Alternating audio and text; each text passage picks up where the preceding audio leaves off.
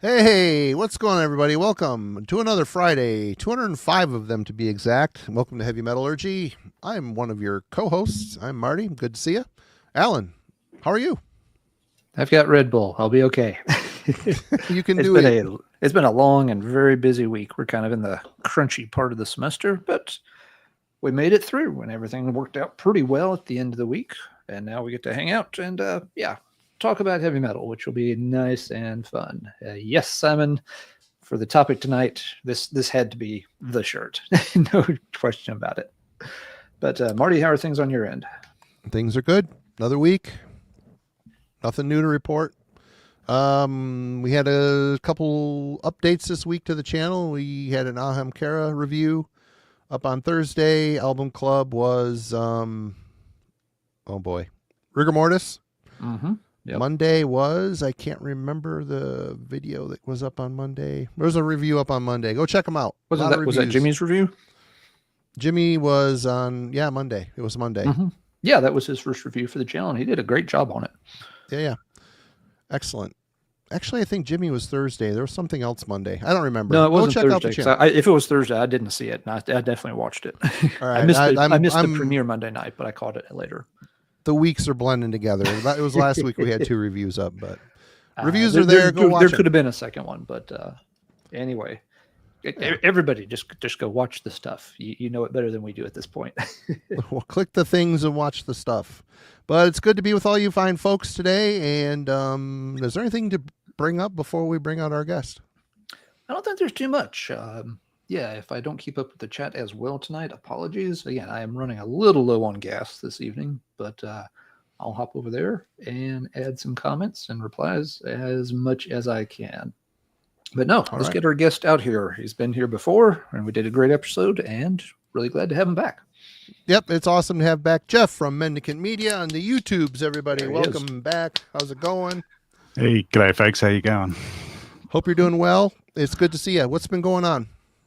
What have I been doing? As far as the channel goes, I did drag out every single autopsy and Chris Reifert related thing and did a hour and 40-minute ridiculously long collection sort of show off. I missed that one. I'm behind. Yep, I saw the beginning of it, but I haven't gotten through the whole thing yet. It's a bit epic, you could say, but I sent it to Autopsy on their Facebook and got a nice email back, so hopefully they've at least scanned through it and gone, hey, that guy's got a lot of crap. So right on. How did our crap make it so far on the other end of the earth? Yeah. It was a bastard going through my shed because I got a lot of stuff in boxes out there and just trying to find all my ancient old Autopsy shirts that, probably haven't fit me for 20 years, but had to drag them out. So, yeah, there's a few. Nice. It's good fun. Yeah.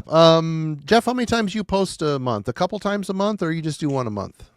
No, probably about 3 or so times a month. Right on. Always collection updates. I got to get back into doing my sort of underground Aussie metal bands that didn't really make it huge elsewhere because I don't know, I like plugging some of our hidden gems, and there are plenty of them. So yeah, I have to get listening to that. But yeah, I just keep buying way too much stuff, so I mostly just have to listen to all my new stuff because everything's too tempting.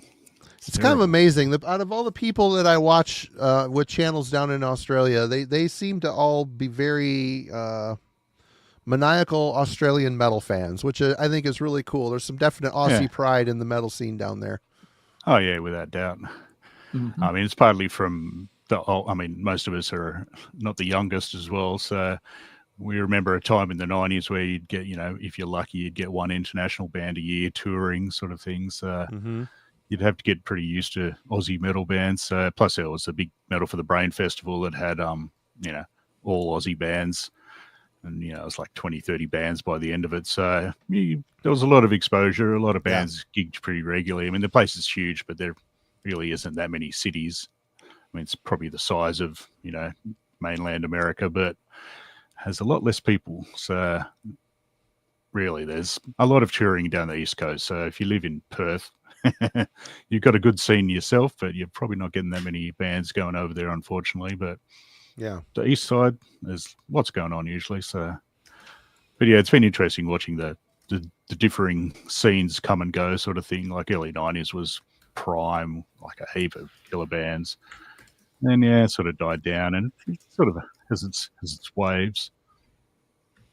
But yeah, we like our local bands. Just a lot of them have that Aussie sort of spirit that they're good. I mean, it's not like you're seen as shit. It's not an unwarranted. No. It's not an unwarranted pride. It's believe me, shit. Yeah.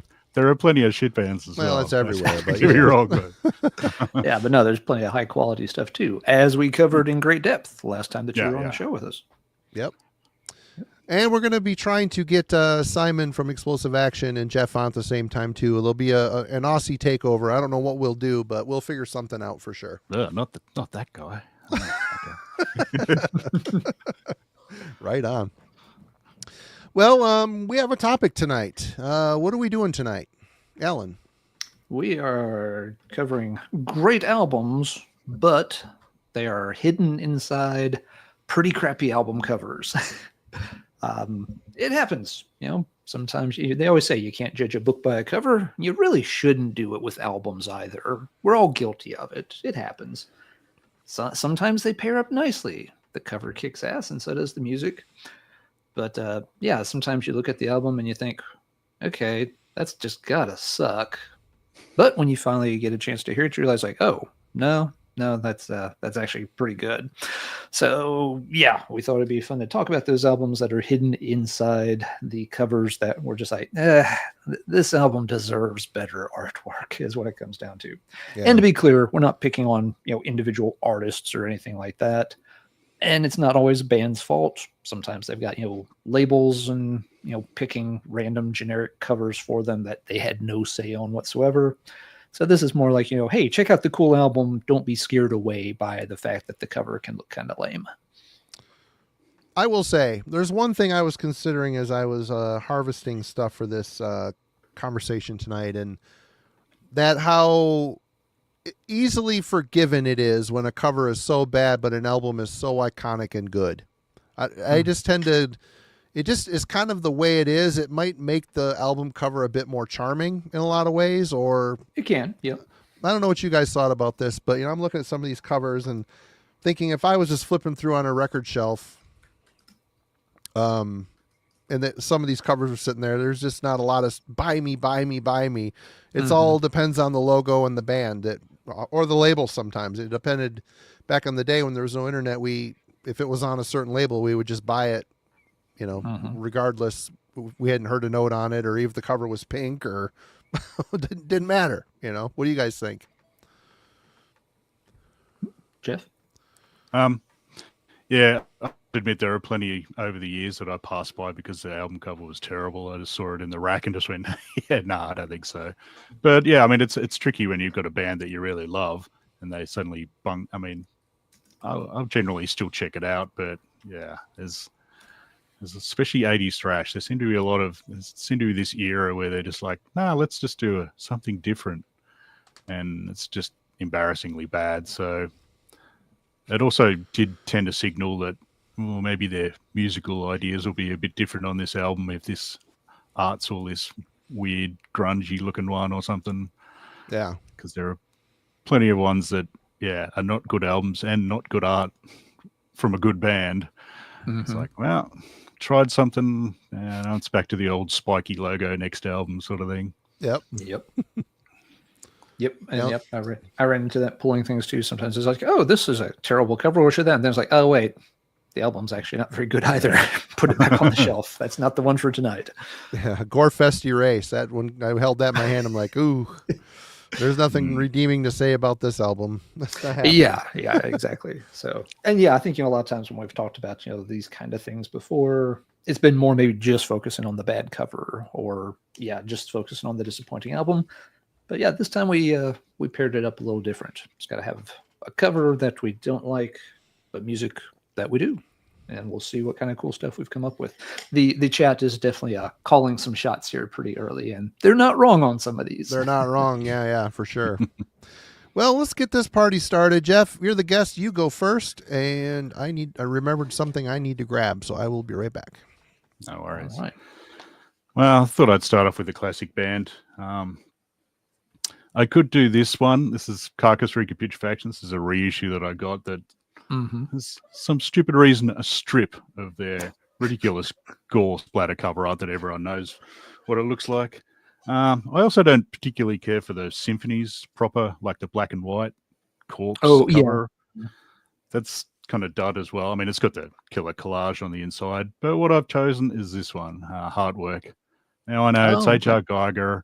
He's a legend, but this is not his best work, I don't think. It's not.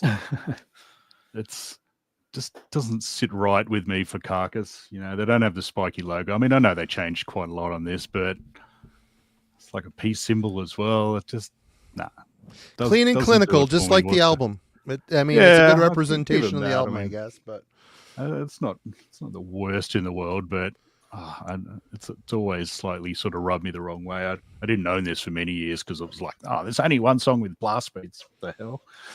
But I'm glad I finally got it because it is a pretty killer album. It's certainly no symphonies or necroticism, but it's still pretty good. But yeah, just that cover is like, what were you guys thinking? And yeah, I don't like to bag Geiger out because pretty much every other Geiger cover is legendary, but this one ain't. So that's my first one. Yeah. No, that's a good call because you're right. Usually you'd think just Geiger gets a free pass, but that one is not the most interesting piece he ever assembled. And an interesting one to call out. And I've got to wonder too, with the whole Rika Putrefaction reissue that you showed, why was it okay for them to show who sat down and decided we can show this many millimeters of the cover and be fine, but we can't show like 2 more millimeters and then it gets censored again? I want to know who sat there and figured out the exact dimension that could get past the censor. And would it get censored this day and age? I got way worse covers than that. I know I will put a proviso out that I won't be showing horrible gore covers, mainly because I got in trouble on my channel for showing horrible gore covers. You did. So I don't want to get you guys in trouble, get a community strike or whatever. So appreciate it. In that category gets kind of like, it's just the category. A bunch of bands do this thing, but yeah, the Reek thing is just funny that instead of just. In some ways, it would have been better if they just did the whole cover as black. Because I say, no, look, it's under here, barely. I mean, it is earache, so it's probably a marketing gimmick of theirs or something. So yeah, earache and. I was pretty pissed off though because I obviously hadn't read the fine print. Obviously, when I ordered it, thinking, I'll just get a nice reissue of Reek because the original one wasn't cheap. And yeah, it was like, what is this shit? Not a fan. Yeah, I kind of avoid a lot of earache reissues because they just don't put any effort into them, sadly. They were selling puzzles for a hot minute. Can you imagine getting that puzzle, just a big black square with a little line through it? Yeah. I would probably buy a proper Reek cover, like puzzle of gore. Yeah. That'd be a weird puzzle to try to build. Yeah. Some of their I have a nose, but that doesn't help. It could go to anything. Make them scratch and sniff puzzle pieces. They'd be great. I mean, yeah, but some of their reissues look awful. I finally got around to buying Nocturnus to Key because I'm not really a huge fan, but it was cheap, and I thought, what the hell? And it's killer. The cover art's probably the highlight for me, but yeah, because it's killer Dan Seagrave, but it was just dark as hell. It looked terrible. It wasn't pixelated, just dark. It's like, what are you guys doing? You put out the original, surely you'd notice that this looks like arse. Oh. You'd think, yep. But they can make money off of it. Sometimes the quality control second, sadly. Oh yeah. A lot of great suggestions already in the chat. Some I wish I had pulled, but I did not. I'm just going to stick with what I got, and that's that. Yep. Can't cover them all, but we'll cover a bunch. All right, Geoff, good start. And Alan, you're up. Okay. Yep, one of the first ones that popped to mind for me. A great U.S. power metal album. It's not Omen that somebody just mentioned in the chat, but it is Hellstars, A Distant Thunder, which is great U.S. power metal, killer guitar work from both Andre and Larry on here. Great vocals from James Rivera, and the cover is a pair of hands against a blue background.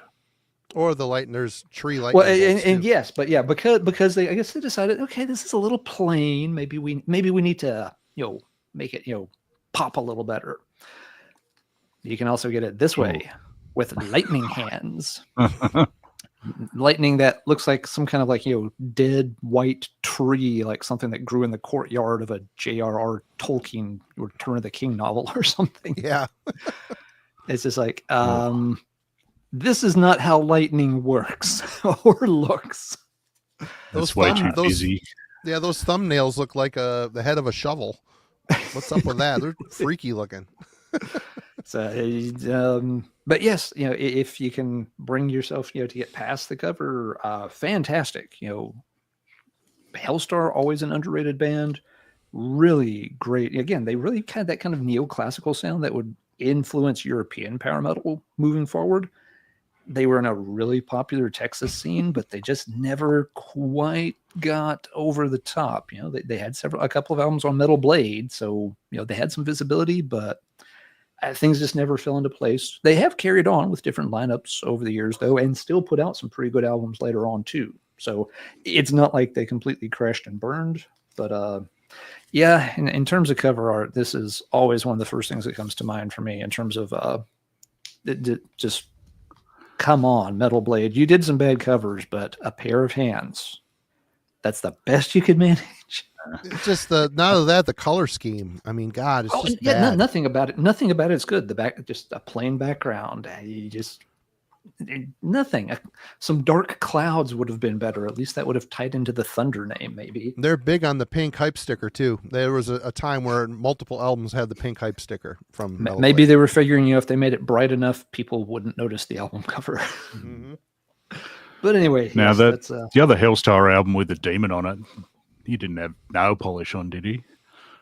I don't. The demon. It's not supposed to be the demon's hand. Yeah, the Nosferatu one. Nosferatu? Yeah. No, I think they left the polish off. He did not get the mani-pedi treatment before posing for that cover. Yep. Right on. But yep, I'll start there. So Marty, let's see what you're going to start with. Well, I'm going with Captain Obvious here, and when this album hit the stores, I was like, "What the hell happened? Yeah, what the hell happened?" Do you want to talk fair. about bare fucking minimum? I mean, is this a noise? Yeah. You know what? I didn't like the original. I did see the original artwork. It's like the face in the mirror, isn't it? Where he's ripping the face apart. I don't remember exactly, but I didn't like that either, to be honest. And I don't know which one is better. Probably the face in the mirror one, but thankfully, I look at this album cover and it is what it is. Yeah. Creator does Soundgarden, right? It's a classic, great favorite album of mine. So, I mean, all's forgiven, right? Right? The music's fine. The cover, yeah, that is a very. I mean, even great the singles one. leading up to this. I mean, the Flag of Hate cover art isn't the best. Classic, but not the best. Behind the Mirror with just the face, and then Out of the Dark into the Light. That's cool, different kind of artwork. And then here we go. So, yeah, there's going to be a lot of and Noise was notorious for swapping covers on bands. It happened to Rage. Secrets in the Weird World was supposed to have the cover has been released on a reissued version of the album. It's really good cover artwork. I don't know why in the last minute they changed it, other than probably didn't want to pay the artist. But yep, Creator, Extreme Aggression, what the hell moment for sure. At least they learned. I mean, the Coma of Souls one afterwards was pretty decent. Yeah, Just 100%. classic beastie sort of guy. Yep. Cool. All right, Geoff, you are back. All right, this one might be a bit controversial, but yeah, Catatonia, Dance of December Souls. Love the album, amazing album, but what's going on with that cover art? I don't know. Yeah, I know it's sort of looking like it's a 70s prog album or something, but it's not. It's like Black Death, Doom, whatever the hell they were back then, and just I don't know. Black Heim looks way too serious. Jonas looks like he's asleep. I don't know what's going on with Mustachio guy whose name I can never remember. But it's funny because I can never remember it either. Yeah. It's like, and the guy with the stash. Yeah. I don't know. I mean, it's a nice color scheme and all, but yeah, nah. It just makes me giggle every time. It doesn't help that when I first heard these guys, I used to giggle myself crazy in the, what is it, Without God, when he does the whole "I raise my fist to the sky, swear the ancient oath of black." I don't know. It just made me laugh at the time. A lot of people probably love it, but yeah, it still makes me giggle because I'm an idiot. But yeah, killer album, like absolutely killer. But yeah, no. Mm-hmm. I don't know if you get pictures on the inside. This is just a reissue one, so at least they look cool there, but not so cool there. I'm sure it was a tribute to, I don't know, someone. Right on. Oh, yeah, I wouldn't even have considered that one. Sisters of Mercy. Yeah. Mm-hmm. All right, Ellen. All right, we'll go with another sort of obvious classic. Folks have already called it out in the chat. This is a 3-for-1. So, yeah, debut Fates Warning album, Night on Brocken. Pretty good album. It's not their best, but it's always held up quite well, and some folks rank it pretty high in the Fates Warning catalog. And this is the original cover art for it. You've got literally like, little Susie paint by numbers water paint going on here. There's whatever the hell these little critters are supposed to be. The proportions of everything are just all over the fucking place. There's somebody back there doing something while they're getting ready to burn her with a bunch of rabid beavers helping out. I don't know. I do not know. This one was so bad that reportedly the band famously burned the original piece of cover art in the parking lot of the Metal Blade offices in California years later. But, Metal Blade made it right. They're like, okay, look, guys, maybe we cut a few too many corners there on the art budget. Let's put it back out with a better cover for you. And they Looks upgraded like the from same artist. they upgraded from watercolor to crayon, at least. This witch is like the most laid back person who has ever been burned at a stake. The witch looks like Juice Newton. The flame is already enveloping her, and she literally looks like, did I leave the stove on? I think I left the stove on. I should call Gary and tell him to check before he heads to the office. I mean, if I'm tied up naked to a stake and I'm being set on fire, I'm going to have a little more of an expression than this on my face. Just saying. So yeah, that happened. And Mel was like, okay, we hear you. It's not quite up to your standards. We're listening. We're putting our listening ears on. Let's try this again. 3rd time's the charm. How about a picture of the moon? And at this point, the band was just like, fine, fuck, we'll take it. It's better than the first 2. So yes, this is the 3rd and last cover version for Fates Warnings, Night on Brocken. An album that's held up well over time, but the cover always had a bit of trouble getting off the ground. Does it have anything to do with the moon at all? Like lyrically, or Brocken, nighttime occulty ritual thing. Close enough. There's a connection there. There we go. Alexander Witchfinder has it. Brocken is the go. peak of the Harz Mountains, the highest point of northern Germany. The legend says that witches were there to dance every 30th of April. The Walpurgisnacht. I'm often there. Awesome. And they dance at night under the moon. Yeah, there you go. So there you go. Now see this witch, she forgot to bring the party snacks, so that's why she doesn't get to dance. She's getting fucking torched. And they're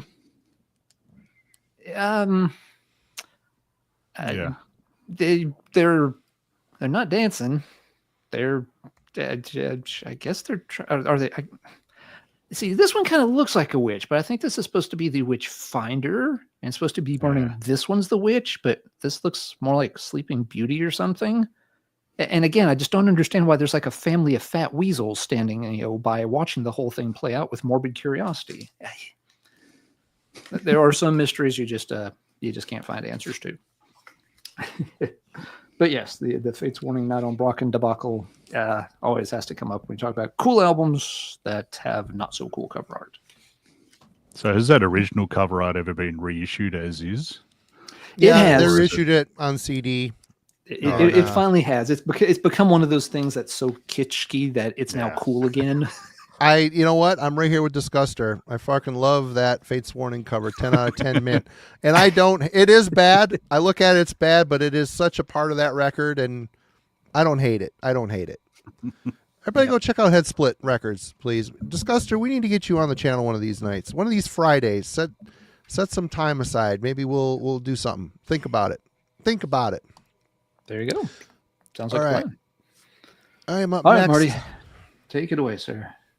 This isn't the best of their first 3 albums by any means, but it's still a good record. I stand by it. But I always thought, what the hell is up with this cover? You got Monument by Hallows Eve, and again, you got the pink Metal Blade hype sticker on there. I really do need to take the shrink wrap off this. They got a little bit more melodic, a little more polished and produced on this album, and I just don't get. It just seems like Metal Blade was probably working with an art studio. And I mean, you look at like what happened with the 4th Omen album.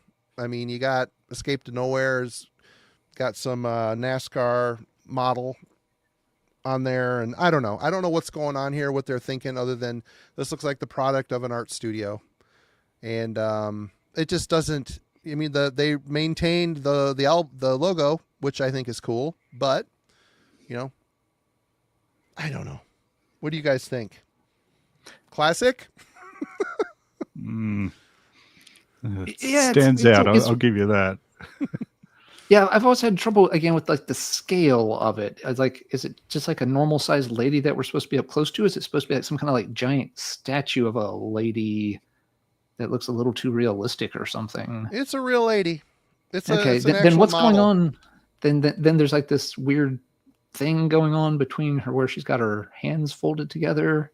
There's like a door opening into her chest, like into the space in there. I don't know. Yeah, which is why I always thought maybe it's supposed to be like some kind of big human shaped like temple entrance or something.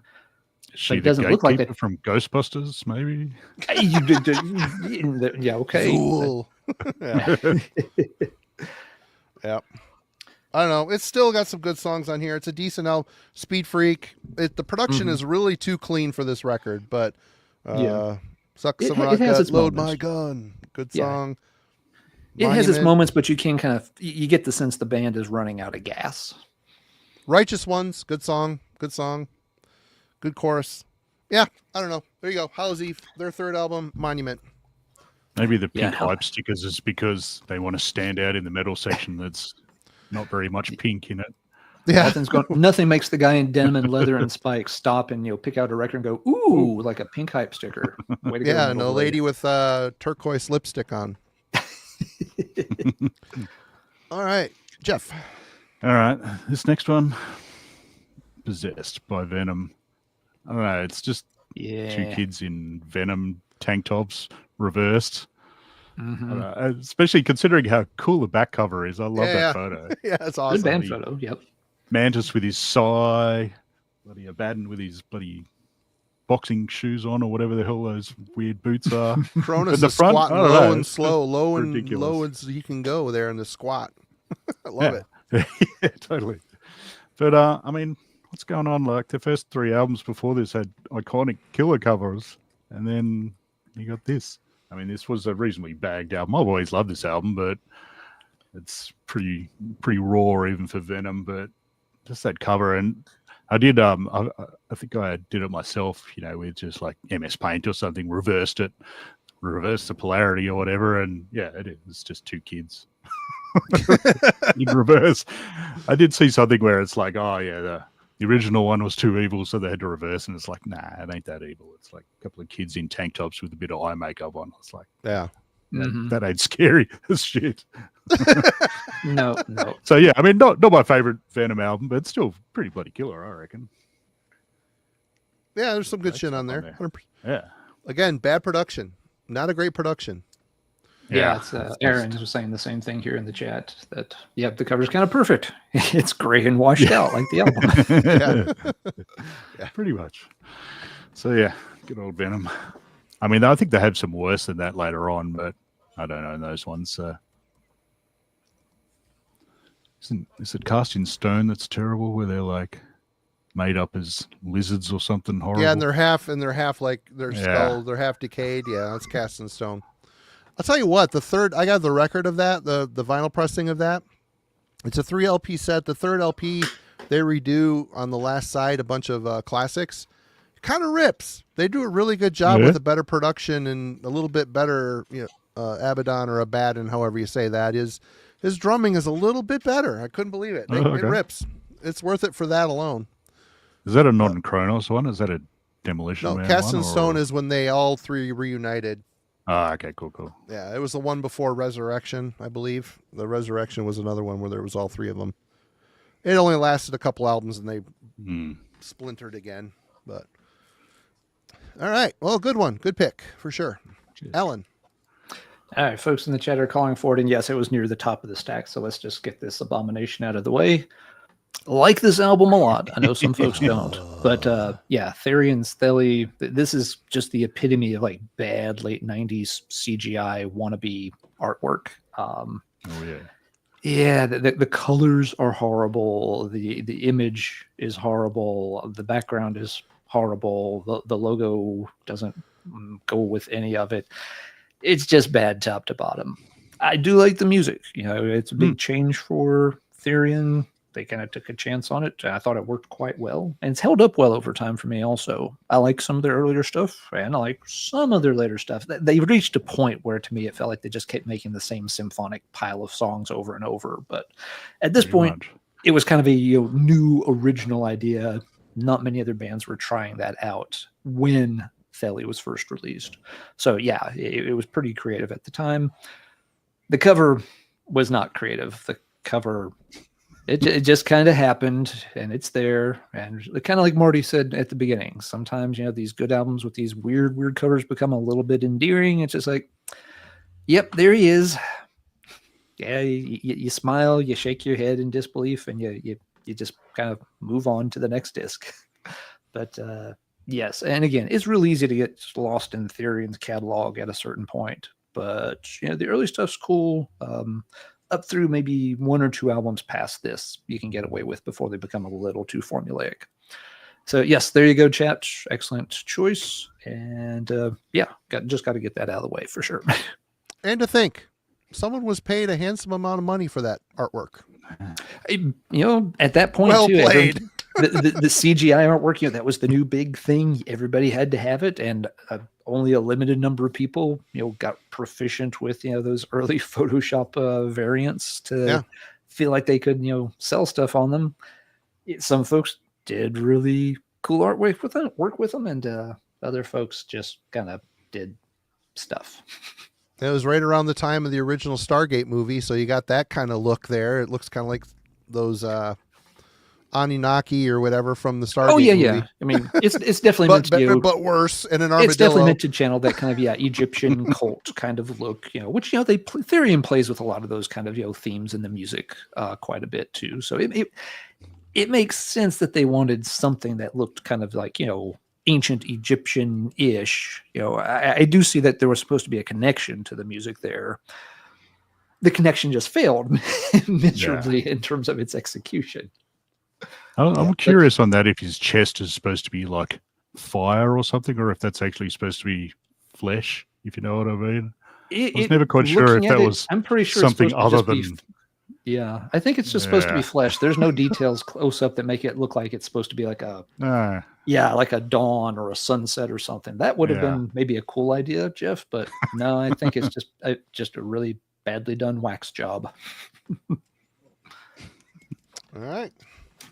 All right, Marty, we'll catch a few comments over here in the chat while you show us something else that needed a better cover. Here's an album that I dearly love because, we're talking about Carcass earlier. This is one of those Carcass worship bands, band from Finland. We're talking about Grey Misery from Disgrace. On Modern Primitive, which I think is an Australian label. Am I wrong? Yeah, that's Modern Invasion is the Aussie one. I don't know who Modern Primitive that's why I'm got them mixed up there. But yeah, here we go. Gray cover, pink lettering. Yep, that is pink. And then you've got in the corner there just this little thing down here. It's like I don't know. It's just so lazy. I mean, even the back They continued with the gray and pink motif. Pink on the CD. This album rips though. You want to talk about killer carcass worship? The song on here, My Dark Paradise. Oh my God. So Dark Paradise. Am I thinking of the wrong damn thing? I don't know. My brain's fried. This is a great album either way. I love the sick, really rattly bass tone, really raw, excellent death metal, sick vocals, awesome carcass worship from Finland. Great album. I like Nick's comment. Avon metal. Yeah. I did get the reissue EP of that, and I think they've blown up that little picture down the bottom a bit more, but that makes sense. Yeah. I mean, that's at least something, but it's such an insignificant part of the album cover, and with the pink, I don't know, cursive font for the album. I don't know. Great album, shitty, lazy artwork, 100%. Yeah. Not well laid out. Nope. All right, Geoff. All right, next one. It's in my top 10 death metal albums of all time. Absolute belter. Yeah. That cover art. I don't know what it is. It looks like a comic book or something. Like they stole it off some. I mean, maybe it's trying to look like, some 50s horror movie, but I don't know. It's comical to me. It's another one that makes me giggle every time I see it. Never bought a shirt from it, even though I would love to. I have one. But classic. Oh yeah, I mean the album itself is amazing, but I mean I think there was a different cover of this as well that I think I've seen on a reissue or something that was, I think, a lot ruder, but just kind of shit as well. So, but this one, I don't know, it's striking. I'll give you that. You don't miss this album in the racks, that's for sure. But nah, I'm not sold on it. Sorry. Yeah, I never have been stuff either. on the back. So yeah, but yeah, as I said, like does not get I don't much know better than this album. But yeah, and why does it need the big green border around the picture too? I always wondered, would it just look better if they had just filled the entire cover with the picture at least? But the big green border just seems it makes it look more comic bookish because it's like it's got the little frame around it. Yeah, and I mean they have to do something with the logo, I suppose. So, but yeah, with a black border, it might look a bit different. Yeah, maybe so. But yeah, and same as you, I've seen shirts of that before. I'm just like, that'd be a cool album to have a shirt of, but no, thank you. I don't want to wear that. I got one. I wear it. Classic album. Love it. Yeah, great. But a weird art choice, weird art direction. All right, Ellen. All right, somebody asked about this. I think it was Colto asked about this one early on. It's just like, yep, it's also at the top of the stack. I'm kind of getting some of the obvious ones done early tonight. I picked this album, but you could have picked a lot of albums by this band for a horrible cover. Scorpions. Pick almost any Scorpions album from like the first 15 years of their existence. Virgin Killer is the most notorious, of course. Having the naked picture of the little girl on the cover, which we're not showing that on this channel. We like our channel. We'd like to keep doing stuff on our channel. But getting it replaced with a very generic band photo. Not a good cover, but yeah, this one's miles better than what they started out with. But so many of their covers are just real head scratchers, taken by force. This weird just graveyard picture. Animal magnetism, with the lady, kneeling next to the dog with a black eye. It's like oh, huh? The one with was it Love Drop? I never noticed she had a black eye.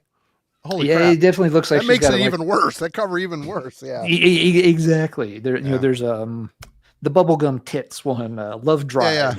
Love Drive. Supposed to be kind of arty, but still just kind of looks really, really, really bad. Even the earlier ones like Fly to the Rainbow, where you have some kind of weird Captain Planet flying around in a butterfly suit, and the color scheme's enough to just make you start to go colorblind.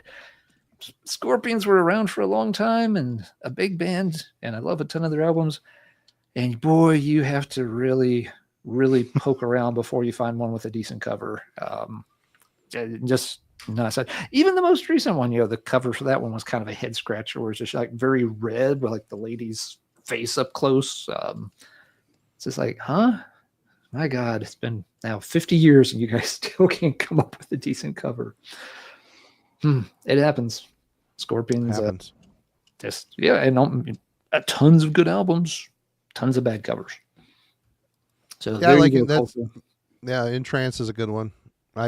Simple girl riding a guitar, perfect. In Trance is one of the better ones on the Scorpion scale of relativity, but compared to covers from any other band, that one's pretty just like, sure, lady on guitar, okay. But yeah, by Scorpion standards, it's one of the few that you don't have to go, what the fuck were they thinking about? All right, Marty, I've said my piece on the Scorpions, so what you need to get off your chest next? Well, I really like this album, and I guess the album cover has become kind of a part of the album, being something a bit different, but Not to Be Unidimensionally Conscious by Disharmonic Orchestra. Oh, good grief. I forgot all about that one. Yeah. This looks like in some sort of a modern design type of magazine or whatnot, but if a 12-year-old did it. Yeah. Again, you got the orange and the blue and the gray. It's just, and then the checkerboards in the background. I don't know. This is just a bizarre ass album cover, but they emerged from their first album, which was just really kind of a bizarre grindish death metal thing, into more. Yeah, there's a song on here called Groove, which was a hit single, for them. Is that the rap one or? Yeah, it's got the bring the beat back. Dun, dun, dun, dun, dun, dun, dun. That really that was a hit. Yeah, I don't know if it was a hit. I don't know if that was Groove. No, that was Return of the Living Beat. It's still a good song, but then they throw in that scratchy part in the middle. But the song Groove is just a really mid-paced, emotional type of song. These guys are really unique. They have their own sound. They're kind of famous for doing that early split with Pungent Stench, two Austrian bands together. You know. Yeah, you got to show the back cover. Got to show the back cover for sure. The Deceased, one of the greatest band photos of all time. Yeah. Yep. They did some shows with King with Deceased, and I think they ended up taking a hat and made it part of the cover, of the back cover art, which is cool. But yeah, I really like this band up to this point. They got weird after this and broke up for a long time, but first two albums are great, and this is great. It's a little different here and there. They do some different things, but really warm, full, thick sound for a three-piece. I dig it. Something different. Always kind of stood out, but man, that cover. What are you thinking, man? What are you thinking? Crazy. I think I saw them at MDF a couple of years ago, but I don't Were they awesome? No, not really. I don't know their stuff super well, but it was underwhelming, I got to say. Yeah. Oh. Some bands just shouldn't get back together, I guess. You know? Yeah. All right. You're up. All right. My next one's a pretty legendary old Aussie band. Pretty unheard of, other than me always holding this cover up because it's so bad. This is Addictive with Pity of Man. This is a Sydney thrash band. I really don't know what's going on in this cover. You got like robot guy chucking people into the hourglass, but then you got a girl like a couple of meters in the background that's full size, so I don't know what the little people are in there. Don't know what's going on over there. There's like a skull or something or other. These guys, I know they did have one album after this called Kick 'em Hard or something that was not particularly good. I'm sure I mentioned this in our previous stream on Aussie metal because I always have to show this stupid cover off, but it is pretty decent, serviceable sort of Bay Area thrash sort of style. Saw these guys a few times, and yeah, they'll kill alive. But yeah, that cover, they did reissue this with like a different cover that's just a skull or something. I mean, it's not offensive, but it's nowhere near as iconic as this one. So yeah, I was glad to finally get this cover because I'd seen it many a times and finally tracked it down because that ain't great. No. That's not great. Yeah. Sometimes they're so bad you have to get a copy just to try to. You gotta hear what it sounds like, yeah. Yeah. Or you're thinking like, if I hold it in my hands and look at it, maybe then I can make sense of it and it'll all come together. Their demo was a lot better than the album, I got to say. But yeah, good band. All right, Alan. All right, let's see. TJ called this one out a bit earlier. Again, it was close to the top of the stack. We're getting through some of the obvious ones. I love this mascot. I will die on a hill for this mascot, but this is not a good album cover with or without this mascot. Riot, Fire Down Under, with a way too close up picture of. It's the same body as Theli, as the Therion character. This is like his high school yearbook photo, and then went to college, started working out at the gym some, and changed up the head a bit, and before puberty, after puberty. Yeah. Maybe you might have something there, Marty. You might be got lost. Tior got lost in the desert. All of his hair fell out, and he got a tan. And could be. But a fun if goofy mascot for sure. But why? There's probably this may be a case of to some extent of record label tampering, because the label never wanted to release this album. They sat on this album for like about a year before actually releasing it. The band recorded it. They sent it to the label. The label didn't really want to sign the band in the first place. Legend has it they basically did it as like a favor to Sammy Hagar, who was on the label, and he liked the band and wanted to tour with them, and they picked them up so that it would be a tour package for the label. But then when they went to do the next album, the label showed no interest, and eventually enough people in the music press twisted the label's arms and made a big stink about it in a lot of publications, and they put it out. But you were that close to never having Fire Down Under. Songs like Swords and Tequila almost got lost in the label vaults for all time. What label was it? I want to say it's Capitol. Same label that put out Rigor Mortis' debut album. Okay. I might be wrong about that. I'm thinking it was Capitol, though. Someone in the chat can correct me if it was somebody else. But so this may have been a case where the label's just like, fine, here's your stupid fucking record that we don't release anyway. Cut, paste, there you go. That's all you get. Thinking that it was never going to be anything for anybody. And of course, it goes on to be, an absolute, classic of early American heavy metal. Love that seal. Will always defend that seal, but I can't defend that particular picture of that seal. I do like that newer one that you've shown before, where he's riding a motorbike with the. Yeah, those are cool. Yeah, that's awesome. Yeah, it's got the sword and the bottle of tequila, and there's the lady Tior hanging on, riding on the back. Yes, it's fun. It's a fun image. There's a lot of fun images of him, but no, this one just this one's just bad. Oh well, Marty, let's pass it over to you. All right, we're gonna go lazy here. We're going to Germany, and we're going to talk about Impurity by Fleshcrawl. You got some man cheeks on there with some gore superimposed over him. And you got a big old impact art font at the top with this is just so unoriginal. And it sucks because this album is really, really good. I mean, if I was flipping through, there's no way I would ever pick it up to even look at it. And I had not heard the debut. Say I was just flipping through, I'm just getting into death metal. There's nothing on here other than, Black Mark. This is not an OG copy. I'm fairly 1000% certain that this is a Russian bootleg from back in the day, but it's decent. It's done well. Whoa. But and even they went all out here. I don't know, man. It just, the inside design is a little bit more adventurous. At least they use the logo. Yeah. But I don't know. It's there's a lot of dead space on there. Dead space. Yeah. And you could even see if you look. I don't know if this is the Russian bootleg, but you could see like a discolor. This is super black. This is a little less black. You can kind of see like a strip. They didn't match up for some reason. They must have like pieced a couple black boxes together and thought they had it selected, and it's not right. I don't know. This is just lazy. A lot of the picks I picked tonight, I tried to pick a little less obvious, but just more graphic design, lazy graphic design, and just, other than that little teeny picture down here, a little bit of gore mixed in, this does not look like a death metal record. I mean, know your audience. I mean, it's Black Mark Productions. They should know fucking better. You know, they should have known better. But there it is.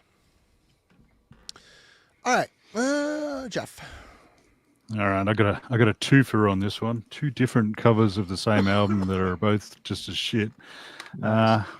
Morbid Angel, Domination. Hey, I got that in my pile too. Right on. That's pretty bad, like really bad CGI sort of style. When did this come out? Like 96 pentagrams. or something or other. Yeah, pink pentagram.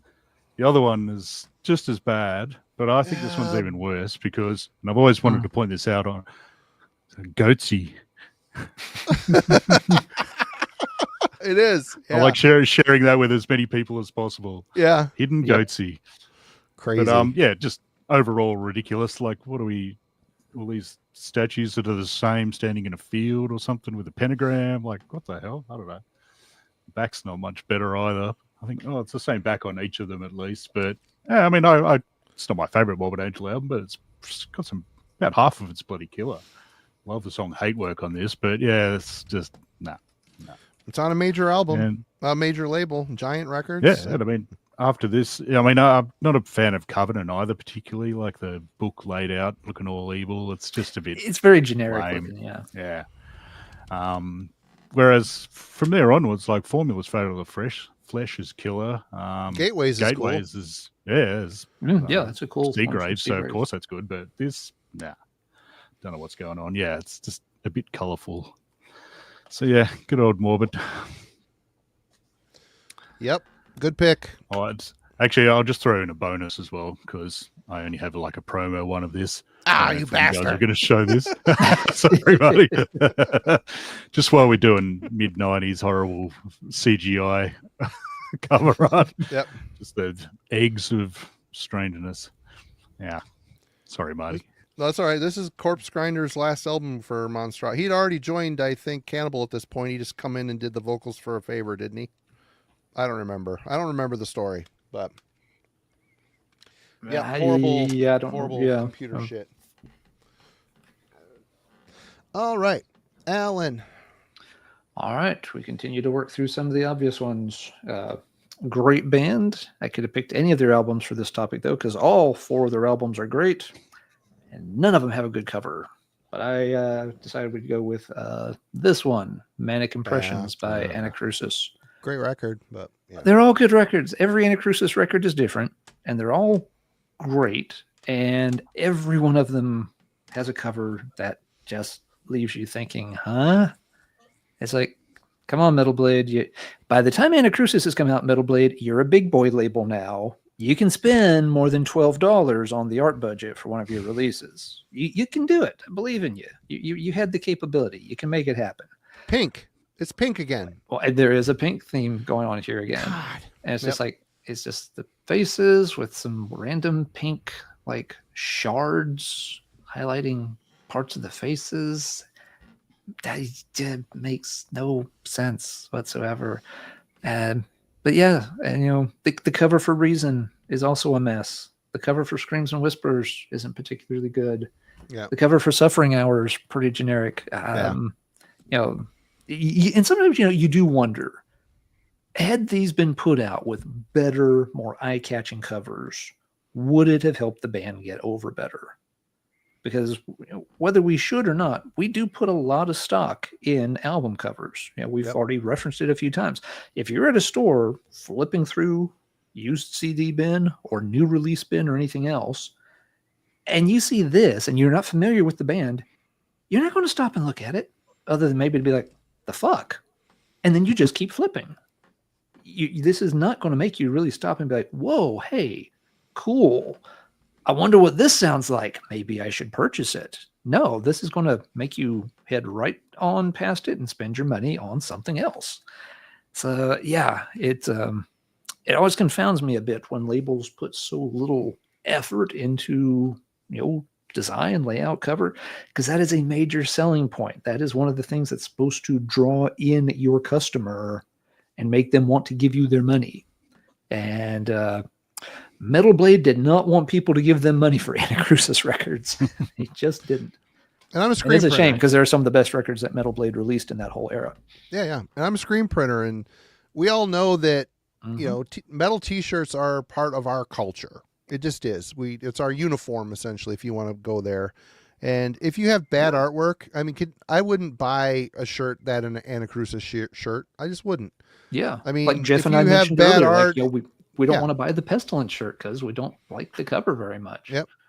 Even So though, you yes, have it's an to absolute nip classic. that in the bud early, because if you end up with you're kind of having to live with. If people want an album cover shirt of an album they love and it's that shitty, your album sales are just, your shirt sales, your merch sales are going to be suffering. So definitely. Yeah, it's not just the Stuff album to think sales about. that are lagging. You're hurting your other merchandising options.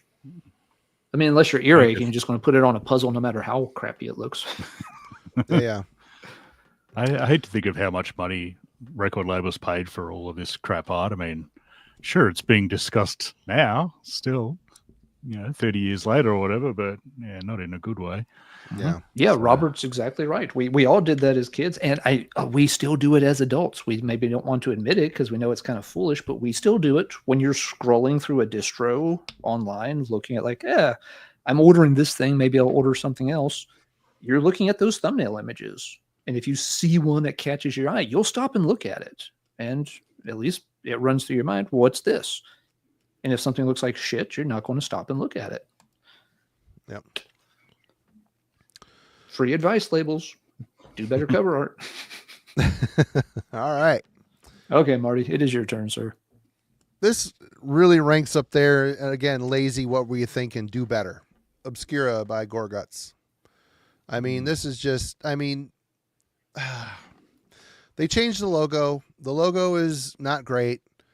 The album, of course, is bonkers. It's one of those albums that you really need to invest some time and pain in to get through to the other side. Super technical, almost abusive death metal. It really, they challenge the listener here. There's songs here. They're just super advanced, very technical, very brutal. Yep. And amazing. Oh, it's totally amazing. I'm not sitting here. I'm not slamming it, but I am slamming this. This cover art is beyond ridiculous. It's just, I get it, but they could have paid an artist to draw, the crisscross applesauce bearded dude in a scene, doing something, I don't know. There's a million things. You could have run with the concept, paid an artist, and had a cool cover come out of it. This is lazy. This is just lazy. But it's like they put so much time and work and energy into creating these complex anthems, and then the artwork suffered. It's an afterthought. This is an afterthought art piece to me. It's just it is almost like we got this album ready to go, and like, okay, who brought the cover art? Sally, you got the cover art? Nick, you? Come on, guys, who brought the fucking cover art with this thing's going to press in 15 minutes? Yeah. Oh, we wasted all of our budget cool... in studio time. Well, we got $50 left. Get your dad in here. Let's take a picture of him. Yeah. It's a cool enough concept to go with the album, but just the way it's done and the way it's lighted too. I've always had, I always have to look at it 2 or 3 times to remind myself, like, oh yeah, it's supposed to be like some kind of shamanistic guy. If you glance at it, it looks like a weird skull and crossbones kind of thing, which maybe that's what they wanted. And then if I look at it a different way, it looks like more of like a big frowny mean face or something. And then you look at it another way, it's like, oh yeah, okay, it's the weird bearded guy sitting cross-legged. Just looks like a hobo to me. Yeah. Yeah. Let's change the logo. Great idea. God. Stupid. I can almost forgive the logo change because the original Gorguts logo is not a classic of the genre. It's functional. I always liked it. It's symmetrical. Okay. It's cool. I always liked it. It's okay. There were much better band logos from that era, though. Yeah. All right, Geoff, you are back, sir. All right. This next one didn't actually pull that much black metal. I was kind of surprised. I thought I'd be yanking them left, right, and center, but maybe I just didn't buy any of the albums with the terrible covers. But the one that I'm going to put up is Rebel Extravaganza. You're right. It's so I have a shirt with that. I saw him on that tour and bought a shirt. Oh yeah, so God, do I. it's so stupid. It's such a stupid design. Just when you look at the detail, he's got like burns around his shirt. Like I could just kind of picture him sitting there going, "Oh, make sure it's burned just the right way so it looks cool in the picture." Church burning incident, at least on this, malfunction. Yeah. yeah. At least on the CD, they made the album title much bigger. Doesn't look quite as ridiculous, but that whole photo shoot was a bit sort of. I mean, as sure it's Pete Best or whoever that photographer is that does all the iconic black metal ones, but Yeah. Just looks a bit silly.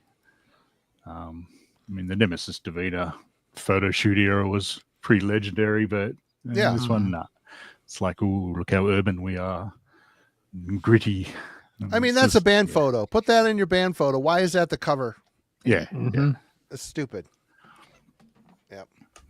But yeah, kill a bloody album. I love that. It's probably might be my favorite, possibly. That one or Nemesis are my favorite Satyricons, I think. Yeah. See, yeah, Wade's right. There was sort of a wave of that of bands trying to, out of the woods and into a downtown kind of look in their photos around that time. Good call. Downtown. All right, Alan. All right. I also didn't find a ton of black metal for tonight, but I will also show one. I will also show a Satyricon one, but it'll be a different one. Yeah. Is that Shadow Throne? Yep. The Shadow Throne. It's very shadowy. very blue and black. Shadowy. Yeah. There, we get it. I don't know if I can get. Let's try taking it out of the case. This is a later pressing, which doesn't help because that makes it even darker. There's some purple and some black. The Shadow Throne. Such a horrible cover. Great album though. I love that one. Cool Second album. favorite. Yeah. No, I love the first three Satyricon albums in particular, but this one the cover has just always left me scratching my head. When I found it in a used bin for the first time, I was looking, just like, is it a bootleg? This store doesn't sell bootlegs, but this looks like a bootleg. No, that's what the cover's supposed to look like. Fuck me. I mean, how would you like to go now, Marty? How would you like to go to see the band live and buy this shirt? They would have to have a different design. There's just no way there was that shirt. A little bit of a purple smudge in the middle of the shirt. Yeah. Yep. Just have somebody like you step on some grapes on the shirt and mash it into the fabric. There you go. The Shadow Throne. Yep. I mean, we probably could have pulled Dark Medieval Times as well for one of the worst sort of hand-drawn bodgy ones. Yeah. I had considered the Det Solmingang Var, or whatever that Burzum album is, for its hand-drawnness, but then I looked at it and went, it's not that bad. Yeah. Now that I think about Dark Medieval Times, it's not ideal. Yeah, no, it's not going to be hung up in the Louvre anytime soon, but yeah, it's okay. When there's things like Rebel and Shadow Throne to show, Medieval Times gets a pass. Yeah. Marty, All what right. did not get a pass from you? Well, we're in the realm of graphic design and augmented photographs, and Entomb changed their sound. They went more rock and rolly on this record. I honestly really like this record. I think the riffs are really good. I think the songs are really good. This is a huge improvement to me over Clandestine. Clandestine, I've said it a million times, the songs are a mess. They just are. I like the record. I know that I could sing along with the damn thing. But this album here, they found a groove that launched a million bands. I mean, all of Sweden was scrambling to fall into line with this record. I mean, even Dismember did it with massive killing capacity to a certain extent. They had all fallen in line to emulate Left Hand Path, and they just kind of followed into him in this direction too. And they did, and they were really. I mean, this is a good record, but I mean, the letterbox, the logo was iconic as it was, and then they turned to this lumpy looking crap. It's just a font basically, but yeah, I don't know. Great album, really boring design. Even in the God damn it, even on the inside, it was just text on black. Now, Is what it Marty, is. do you prefer that one or the limited one with the Marvel Wolverine character on the cover? I had the tape of that. They sent that as a promo back in the day, and I had that on cassette. Is that better or worse than this? It doesn't fit. It shouldn't really been there. doesn't. It's stupid. You know, the Marvel Entomb crossover when the yes, that's such a natural pairing.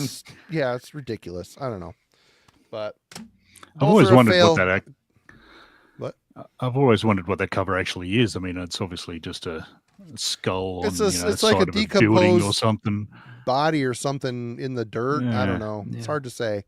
But how does that tie into Wolverine Blue? I mean, how does that fit with the album or any of the songs? Try to get a hype sticker off there. Apparently, big old smudge. But yeah, I don't know. But there's plenty. Look how big and visible that parental advisory is. I mean, the lyrics are not that. They're just trying to sell albums at this point. This is a earache in Columbia. Does say, fuck at one point. yeah. This is their first with Columbia, other than the EP. There's an EP that before this. Hollow Man. Yeah. Hollow Man. Yeah. Again, stupid cover on that too. Same thing. It's like a face, like a computerized, pulled off of a TV image of some sort. That's stupid. It's just bad. I mean, there's this same difference as well, which was not a great cover. I can't even remember what's on it, with a totally different logo. Again, not a good album either. So that definitely doesn't fit for today. That's for sure. Yep, for sure. All right, Geoff, you are back, sir. All right, up next, one of my favorite bands. I have to do this. This isn't the actual choice, but I've never been a fan of this cover. It's bad, but I like it better than the other one. Mm-hmm. Little Hellraisery. But like I like this one. This one's cool. killer, I reckon. Yeah. But the one that I'm actually picking, which is fairly obvious for a shitty album cover, is Shit Fun. Oh, you got me on that one too, Geoff. I'm sorry. Well, I did just do a video on these guys, so I'm reasonably familiar with their stuff, but yeah. Yep. Which Lazy. I think this vinyl, it's still the same size. Thankfully, it's not gigantic size, but I do like the logo. I like the logo on this one. Oh yeah, same. But it's I mean, cool. I like the album quite a lot as well. But after the brilliance that is Acts of the Unspeakable, the gatefold bit of that's just one of my favorite covers of all time. And then I got this in the store. I don't know how censored your one is, Marty, but mine had only a couple of song titles on the back, no lyrics. Mine is too, just a few on there. It's the same as that. So and the logo isn't even centered on the back. On this one, it's way off to the side. Look at that shit. Crazy. This is a nice reissue that center justify that shit. Yeah, not good. So as I said in my video, I probably would buy a shirt of this if I ever saw one for sale, just for the sheer stupidity of it. So this is one it's crap, but I like it, if you know what I mean. So Christmas photos are ruined. Thanks, Geoff. Yep. Someone did Mom, I'm a shit my eater. video that someone did comment on my video that I should get one to wear to weddings, and I said, nah, I'll save my vomit on the nearest arsehole one for weddings. Yep. Even worse one. Yeah. All right. Good pick. Alan is next. All right. Still working through the more obvious pile. This is a really, really good album. It took a little bit to click on me. I didn't like it at first, but I think now it's one of their better late period albums. But there's a reason I chose it as the background for the thumbnail. Iron Maiden's Dance of Death. You're dealing with guys, one of the most legendary bands that has one of the most legendary mascots with one of the most legendary artists who did all of their classic designs. And then you're reduced to this. That's bad. There's no excuse for this, except for, once again, it's turn of the century CGI. That's the wave of the future. Gotta have it. And it's just like, good Lord. It's just a mess. I remember seeing this in the record store for the first time and looking at it. And then looking at it again and trying to convince myself that this was a real Iron Maiden record. I'm just like... It was, once again, it was that sensation of, it's not a bootleg, and these aren't song titles from other albums, but what the hell am I looking at? That just can't be is it like a weird promo cover? I really, my brain did not want to accept that this is what the Iron Maiden album looked like. But that aside, it's probably a very strong album.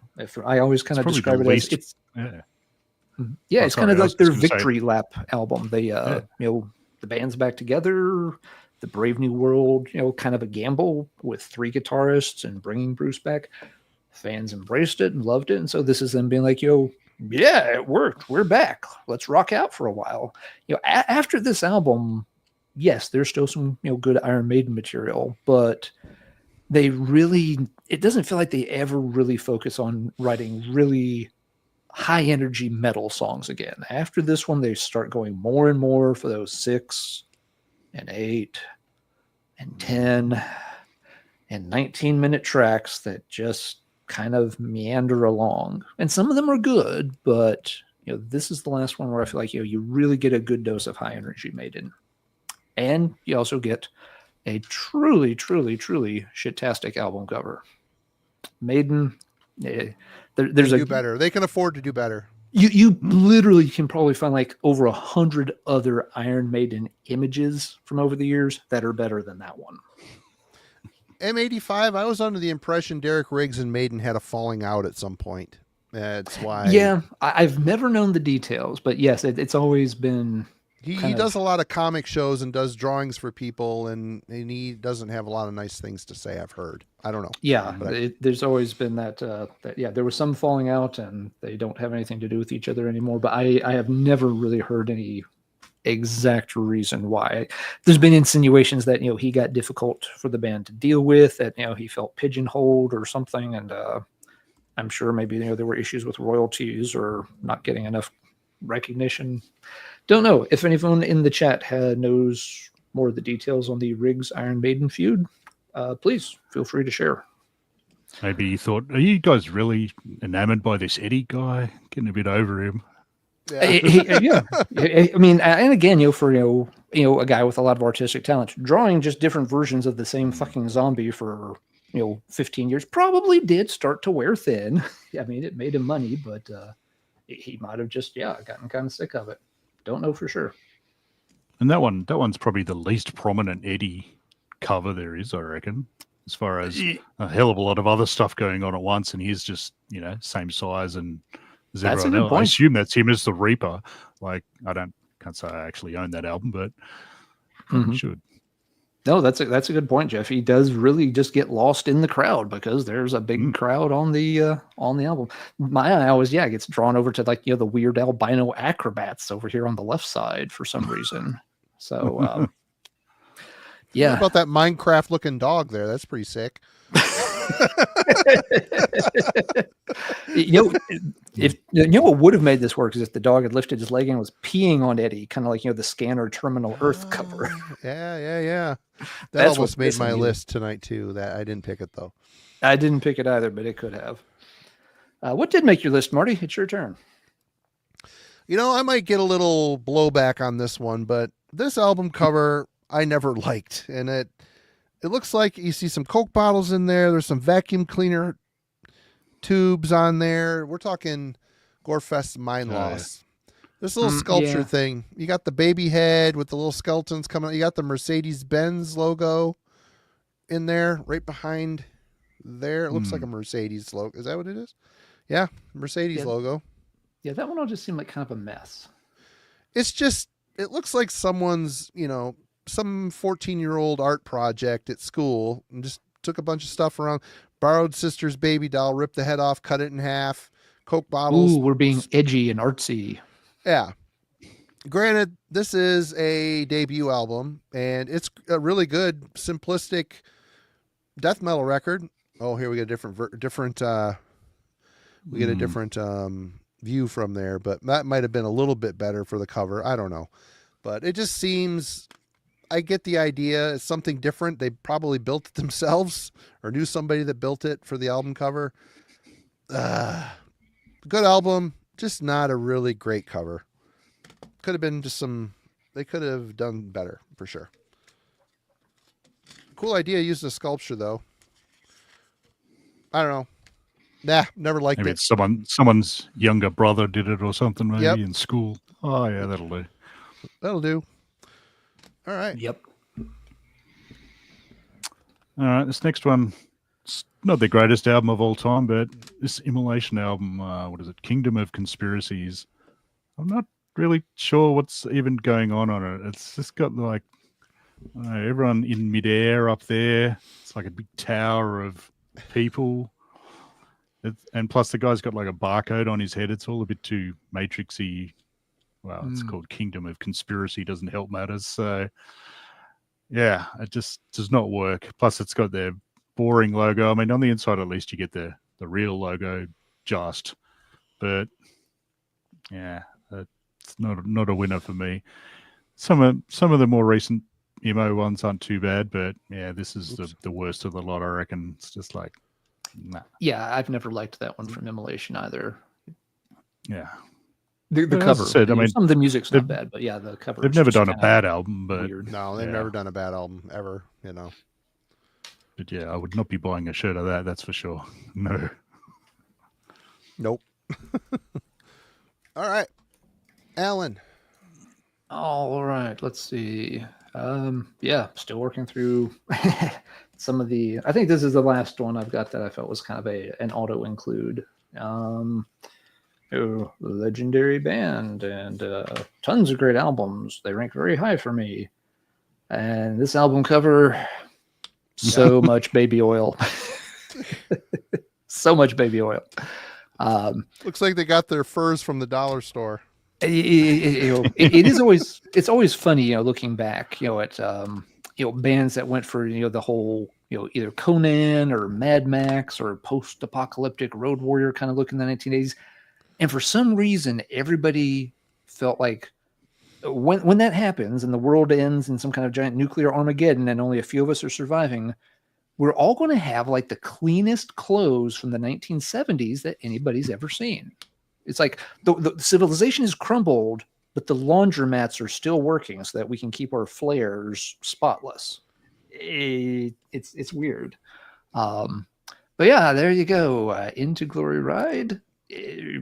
Good album. It's not my favorite Manowar album, but it has climbed over the years. It's kind of a slow climber. But yeah, this is just this is exactly what all of these folks doing the sword and sorcery thing in the early 80s kind of went for. Just break out your John Travolta outfit, add some shaggy boots, pick up any random metal object that looks like it could be used to like cave in somebody's skull, and there you go, you're set. That purple glove that Mark is wearing is like engorged that's penis what I'm wondering purple. about. Engorged penis purple color. I wasn't sure if you had a broken arm or something and had a cast on or something. Signed by somebody at the hospital. Once again, the landscape is littered with the ruins of a post-apocalyptic civilization that's now down in flames, but you can still go to emergency care and get your boo-boo wrapped up in a cast that matches your favorite local sports team. Yeah. It seems like in a post-apocalyptic. Go ahead, Jeff. Go ahead. I was just going to say, I'm never sure with the crouching guy. Is that the drummer, I think? Yeah. What happened to the rest of his sword? His sword looks inordinately short for its buried in the corpse of his enemies. Okay, that's fair enough then. Yeah. I'm guessing it's like a sigh, but yeah, it's definitely I hope he's not in a measuring contest with any of the other guys, because he's definitely going to come up a bit short in that. I gotta say, it seems like in a post-apocalyptic landscape, white is never a sensible color for anything. Especially after Labor Day. You can't wear white after Labor Day. Well, it's like every picture of like every post-nuclear barbarian woman, all they wear is something to cover their nipples and their cooter, and everything else is just skin. It's just like, how is that functional when you're having to slog your way through battlefields full of radioactive vampire mutant zombies? You want something that offers a little more protection and covering than two pasties and a sticker that mentions CBGBs or something. You'd cover up. But every one of those from the 80s, yes, it's always just here's all of my body minus 1/2 of 1% covered with 3 strategically placed little things. This is not how it works when civilization collapses and we go back to stone knives and bearskins, people. It's just not. Nothing worse than getting someone else's blood on your cooter hair. Just, that's why you got. That's why you got to have that covered for sure. Yeah. You want some fucking armor. You're going toe to toe with some kind of giant mutant ice worm lizard thing. You want some plate mail. You don't want your tits hanging out. That's just it's stuff. I don't know. It always struck me as hilarious how those things are depicted.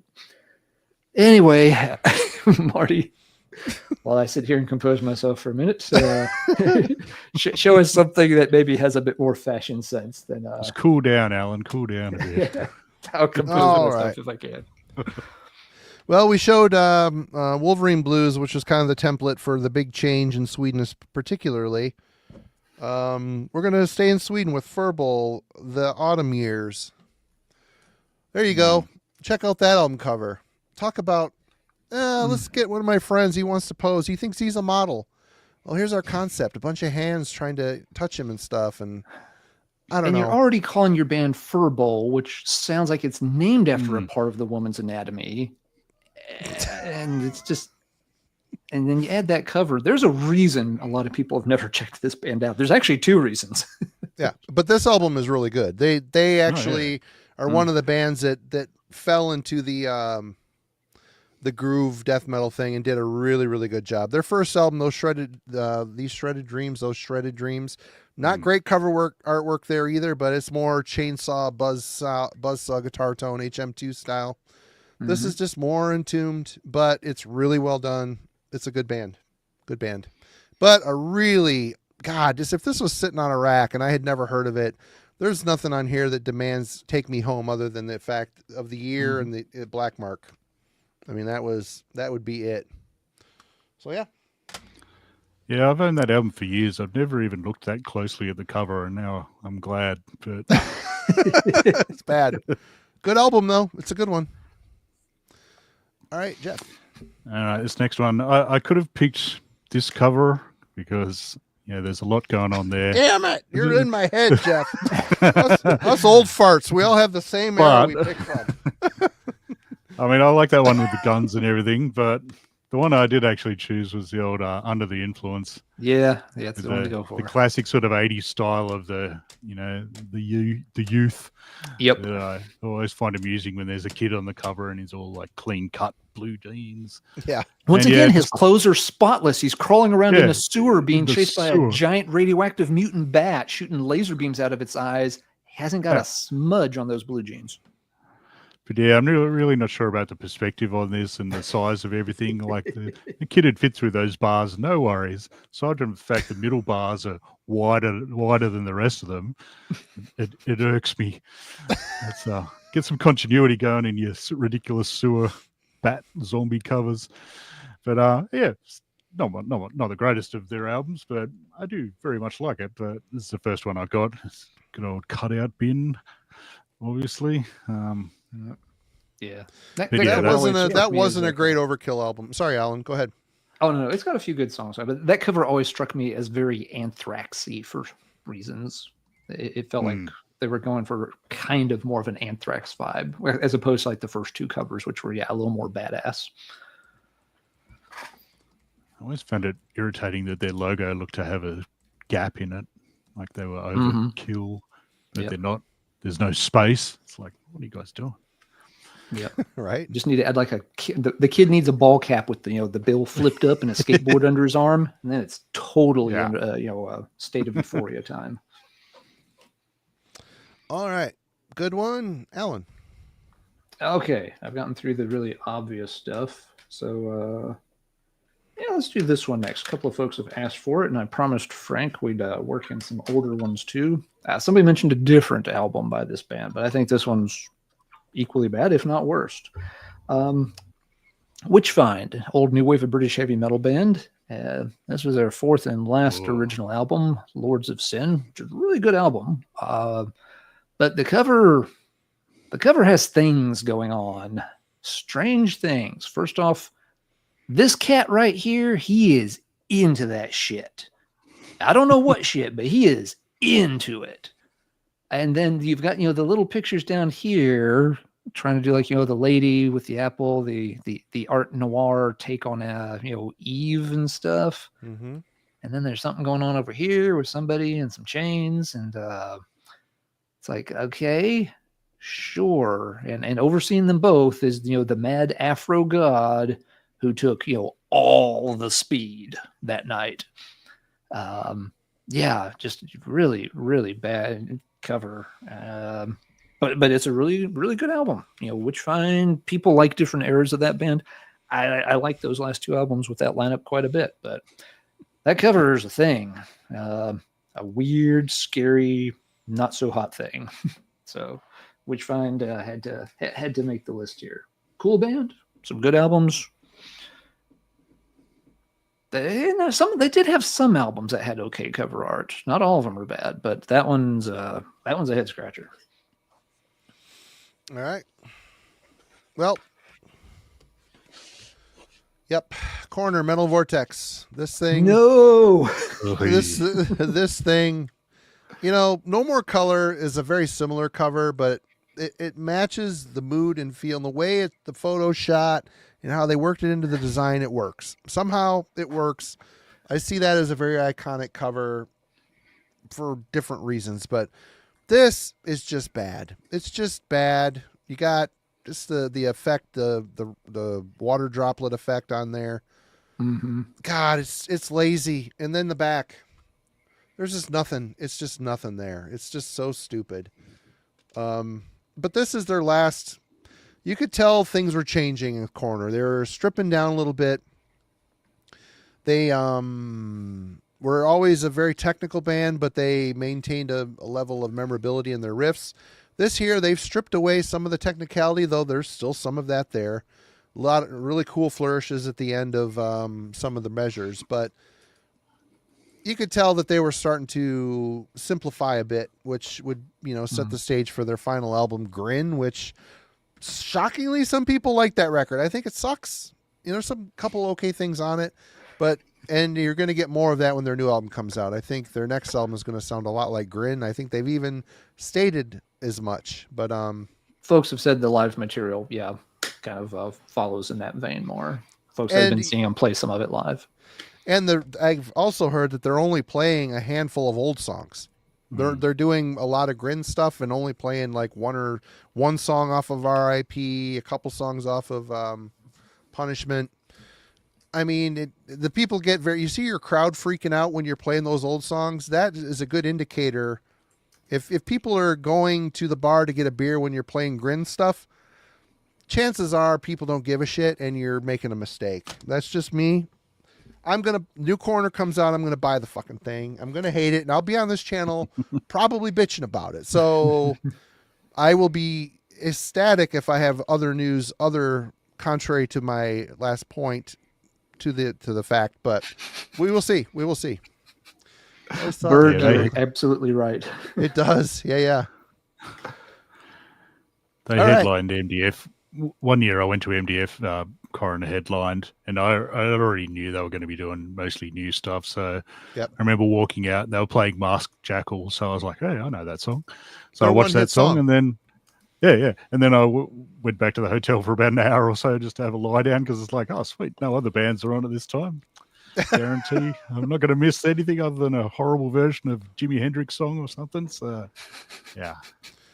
It was just great when the one dude joined Creator. I'm thinking, here we go. This is going to be amazing. This guy's uniting with Creator. Hell yeah. And then they put out Endorama. Cool. Cool. Yeah. Missed, you got all these awesome weapons in your arsenal. Why aren't you fucking using them? Anyway, granted, you get old, you slow down a little bit. Maybe the tendons hurt playing all those scales all those years. But anyway, Geoff, what you got?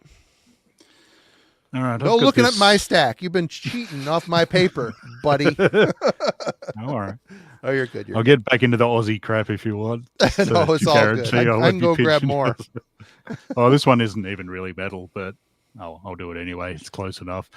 DRI with, this is the Dirty Rotten LP and Violent Pacification. So I think maybe that's the cover of Violent Pacification, like the single, because the proper Dirty Rotten LP has like the back of the drummer's head or something. It's Yeah. it's a terrible cover as well. But Yep. but this More one, punk, I don't it know. looks It's more punk. Yeah. Yeah, this one's just always looked like not even as good as a Commando comic, like something you'd get at the county fair or something, like, ooh, scary skeleton sort of thing. It's just, I mean, dealing with it's not the world's greatest cover either, but yeah, this is just nah. I mean, as I said, great album. I mean, it's early DRI, of course it is, but yeah, it just does not work for me whatsoever. I never bought the shirt of that one either, but it's just comical looking especially for such furious bloody music. It's like, really? Okay. That's what you want to go with. Plus they don't even have the bloody the logo proper moshing man guy on the front either. So it's just not a winner for me. Yeah. It does have a real Saturday morning cartoon kind of quality to it. Yeah. All right, Alan. All right. Here's classic album. But the cover is about as plain as it comes. Metal Church. The album's called The Dark. Oh, And they've there's got way worse covers than that one, though, Alan. They do. There are. But I don't own those albums. Yeah. This one I own, and this one I love a lot. But if you call your album The Dark, what do you put on the cover? A dark doorway. Great album, though, man. There you go. Dark doorway.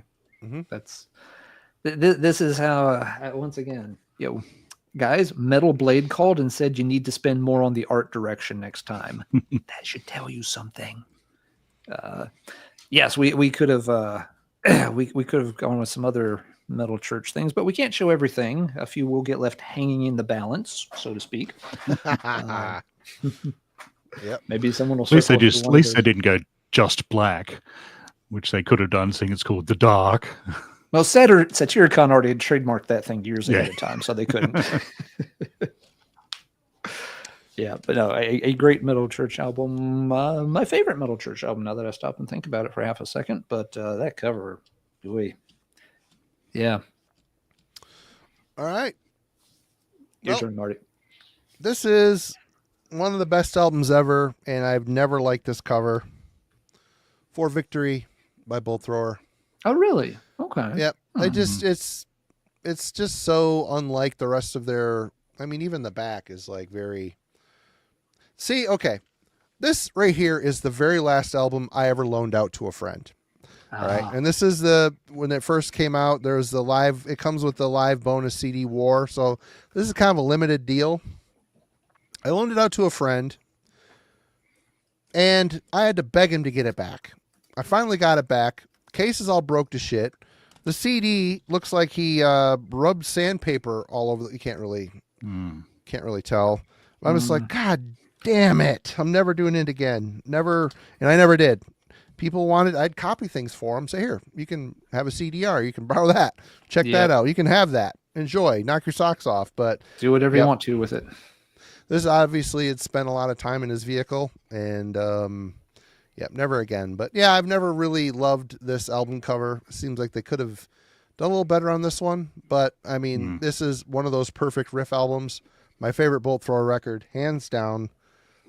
Just a very, I guess it makes sense. The cover makes sense with the concept of the album. But yeah, I kind of like it in a way. I mean, I understand. Yeah, it's not a classic of the genre in terms of the artwork, but one thing I liked about it was the first time they used, sort of more like, a real image, not something that was, just, pure, fantasy, space, drama, Warhammer kind of stuff. And it kind of always fit because, Bolt Thrower always had, kind of a very real take on war. They never sang about trying to glorify it all. They weren't saying, just, doing the fantasy stuff. It was always just felt like, a very real matter-of-fact representation of war. And so the fact that they used that picture from the Falklands incident, it kind of made sense. I kind of like it, but no, it's not a classic or anything like that. Not a very memorable cover. Not visually stimulating. Yeah, I don't want to wear a T-shirt with that on it. You know what I mean? No, it does not have much merchandising appeal. I will give you that for sure. And as far as proper war-like sort of ones. I really like Mercenary, the album after that. The cover art of that, of the guy sort of I don't know, he's looks like he's recon or something, looking at some armaments or something. I don't know. That's a great cover, especially on big gatefold sort of thing. It looks great. But yeah, that one was lackluster. Yeah. All right, Geoff. All right. I don't think Simon will like this one because I think he likes this, but I love this album. I've owned it since it came out, but that cover is just nah. That cover, that album sounds a lot like Eaten Back to Life by Cannibal Corpse. Play them back to back. The production and style is very similar. Very similar. I mean, kind of cool. Killer bloody album, but I don't know, just something bad about it. The flames look fake. The eyes, I don't know. It's pretty iconic, and it's very, very metal. That's for sure. Simon told you to shut up. Thrash or whatever. No. You didn't come on. Tough luck, mate. And plus, I got to show Vinny Days' shorts as well. Oh, the Daisy Dukes, yeah. The ball smugglers. And any Aussies watching, there's a Modern Invasion sticker on there as well. So, you know, it's all. There are women living in a 1980s post-apocalyptic universe that are saying you need to cover up some there, son, when they look at those shorts. He's got lots of tats, though, so you got to show off the tats, mate. Yeah. Yep. But yeah, a band I'd very much like to see live one day. They looks like they're still going pretty hard as far as live performances go. But yeah, just that cover. I think pretty sure I did actually used to have a T-shirt of that as well that I sold to someone because it was like, I'm not going to wear that. Why the hell did I buy that in the first place? But oh well. Yep. Sorry, Simon. You'll get over it. All right, Alan. All right, here is a fantastic album from an Australian band, and the cover is just like, well, you tell me. Why did Disembowelment use this as their cover for Transcend Into the Peripheral? That doesn't bother me for some reason. Really? Go okay. ahead. No, for some reason it fits. I don't know. You're treading a fine line, Alan. Be careful. It's the greatest Aussie album of all time. It could be. No. Musically, yes. Musically, this is almost without peers. I agree absolutely. But going on with the cover? You've got, the band's name in tiny little letters down here, and it's just a font. It's not a logo. They have this little symbol thing, which is just a D with a dot. It looks like the Penguin Press, trademark or something, not a death metal band. The title of the album's, again, small print way up here in the corner, not centered, not justified. And the background, again, it's like they borrowed the color scheme from Satyricon and just color shifted it over to mauve or something. And the background, you've just got some, it's what, the definition of transcend or something? When your heavy metal album cover features Webster's dictionary entries on the cover, you got to ask what the hell you're doing. Fantastic album. No, musically divine, but the cover's a real head scratcher. That could have been on a Dead Can Dance cover, and if you think about it, that they influenced Disembowelment.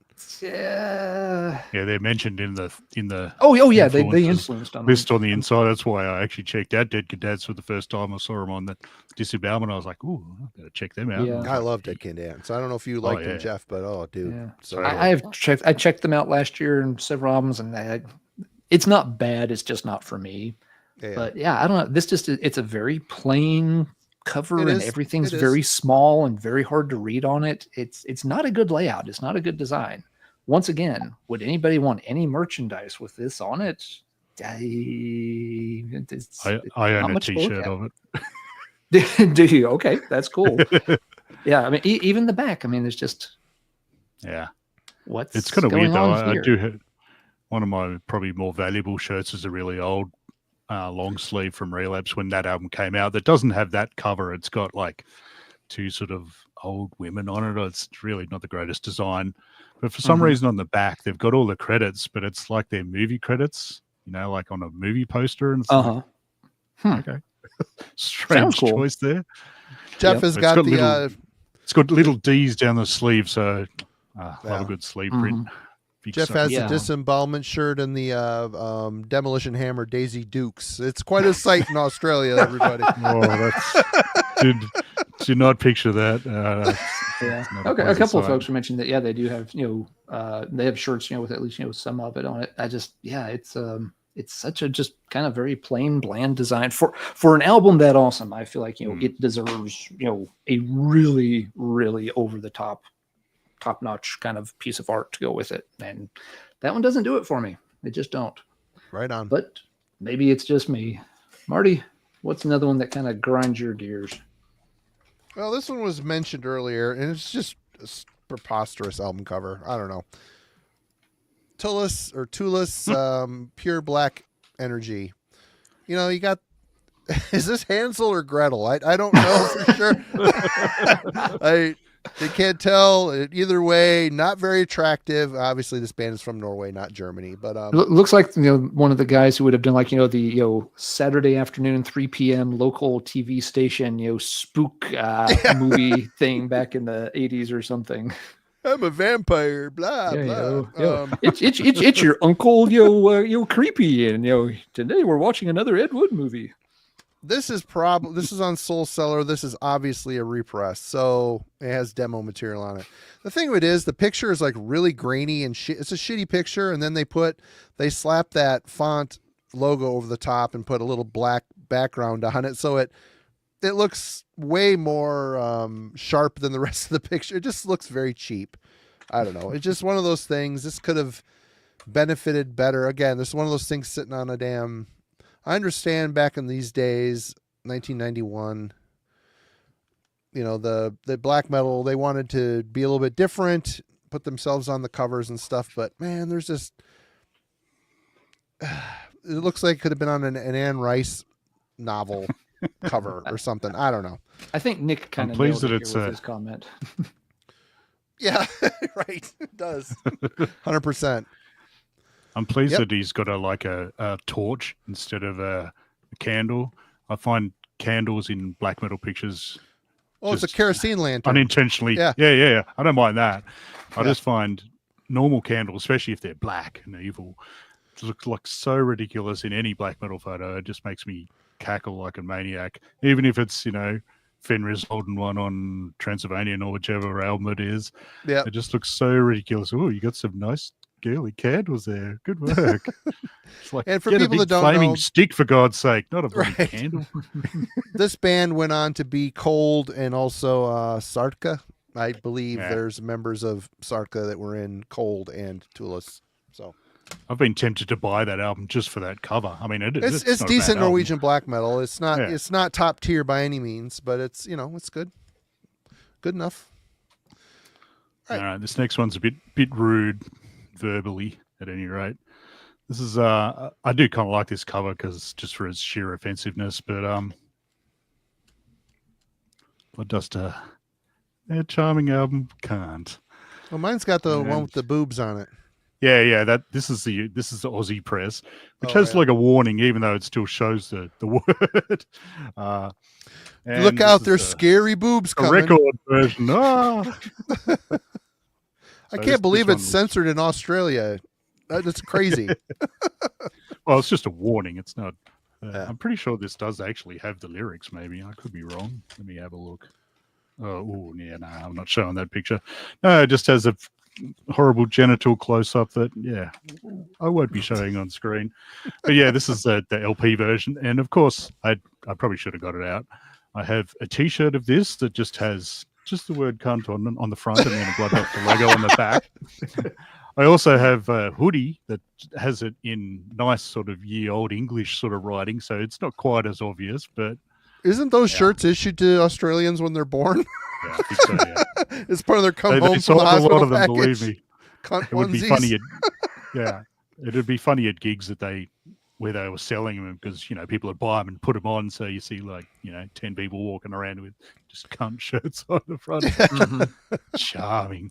Nice. Oh, that happened to me at Milwaukee Metal Fest because that was that one happened when Cradle of Filth played there in '99. They had the Jesus is a cunt T-shirt was a big part of their merchandising. Yep. And Yes, every time you turned around, there was somebody else walking past with one of those Walk around like brand new shirts. I'm They tough." must have sold 300, 400 that one shirt design at that kind of show. Probably. Yep. All right, Alan. All right, Jay has been calling out a lot of really good ones, and he noticed something in the thumbnail. And yeah, this also, again, I promised Frank some good old new wave of British heavy metal ones. The little green guy, I guess technically one of the little green guys in the thumbnail, is from Bitches Sins Invaders album.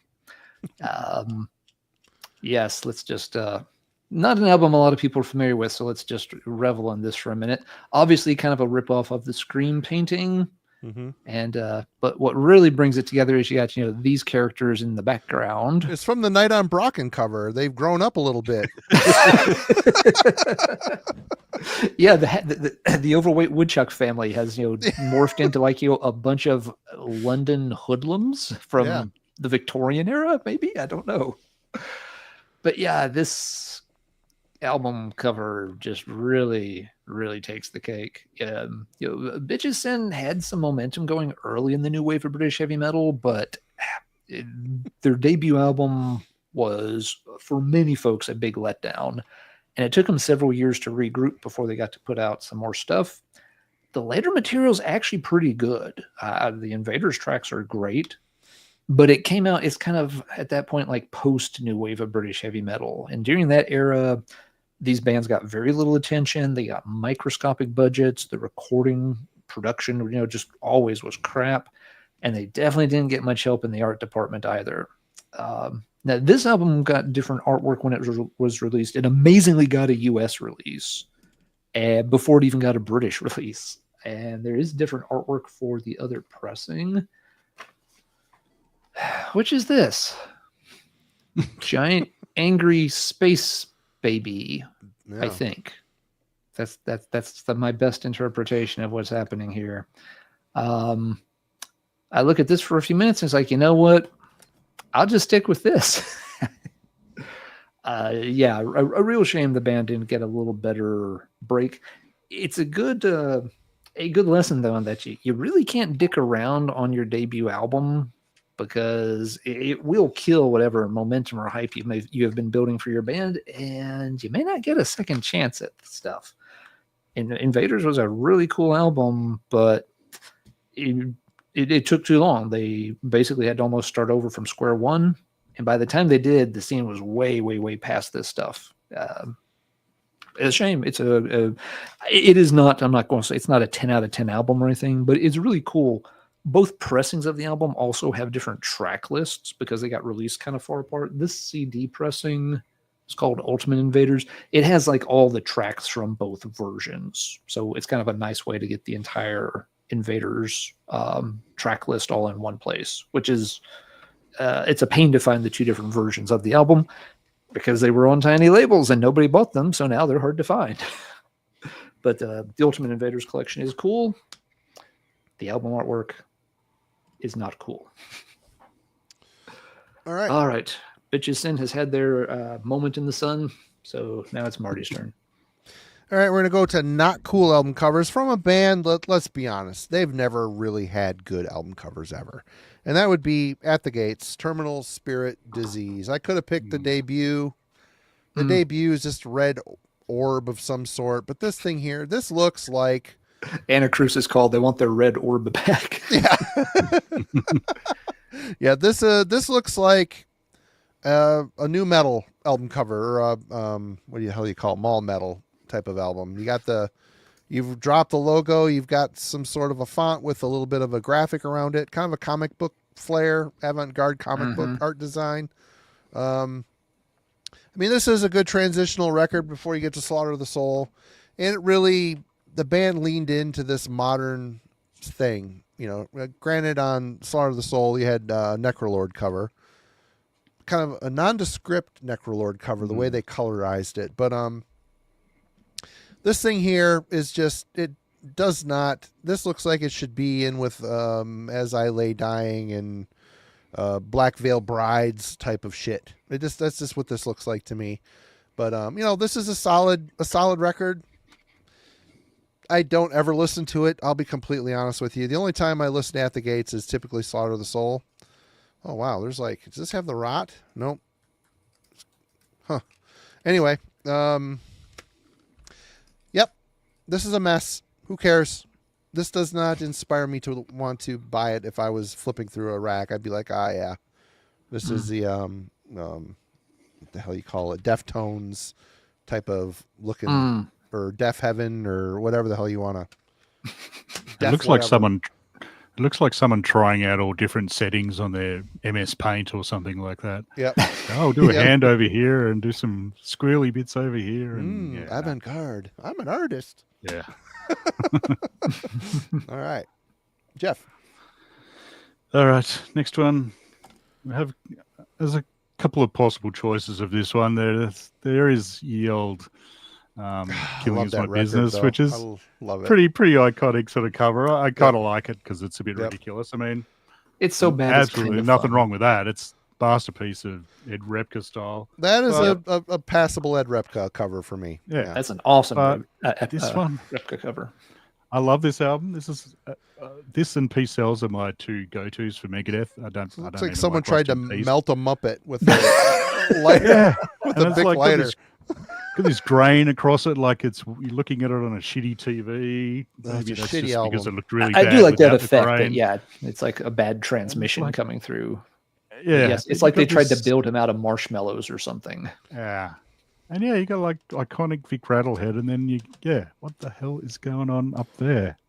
It's like nah, it's terrible. At least it's got some bullet belts. I'll give them that. But yeah, again, this is one of my very first metal albums I ever got. So I've listened to this a ton. I love it, but that cover art's just never sat right.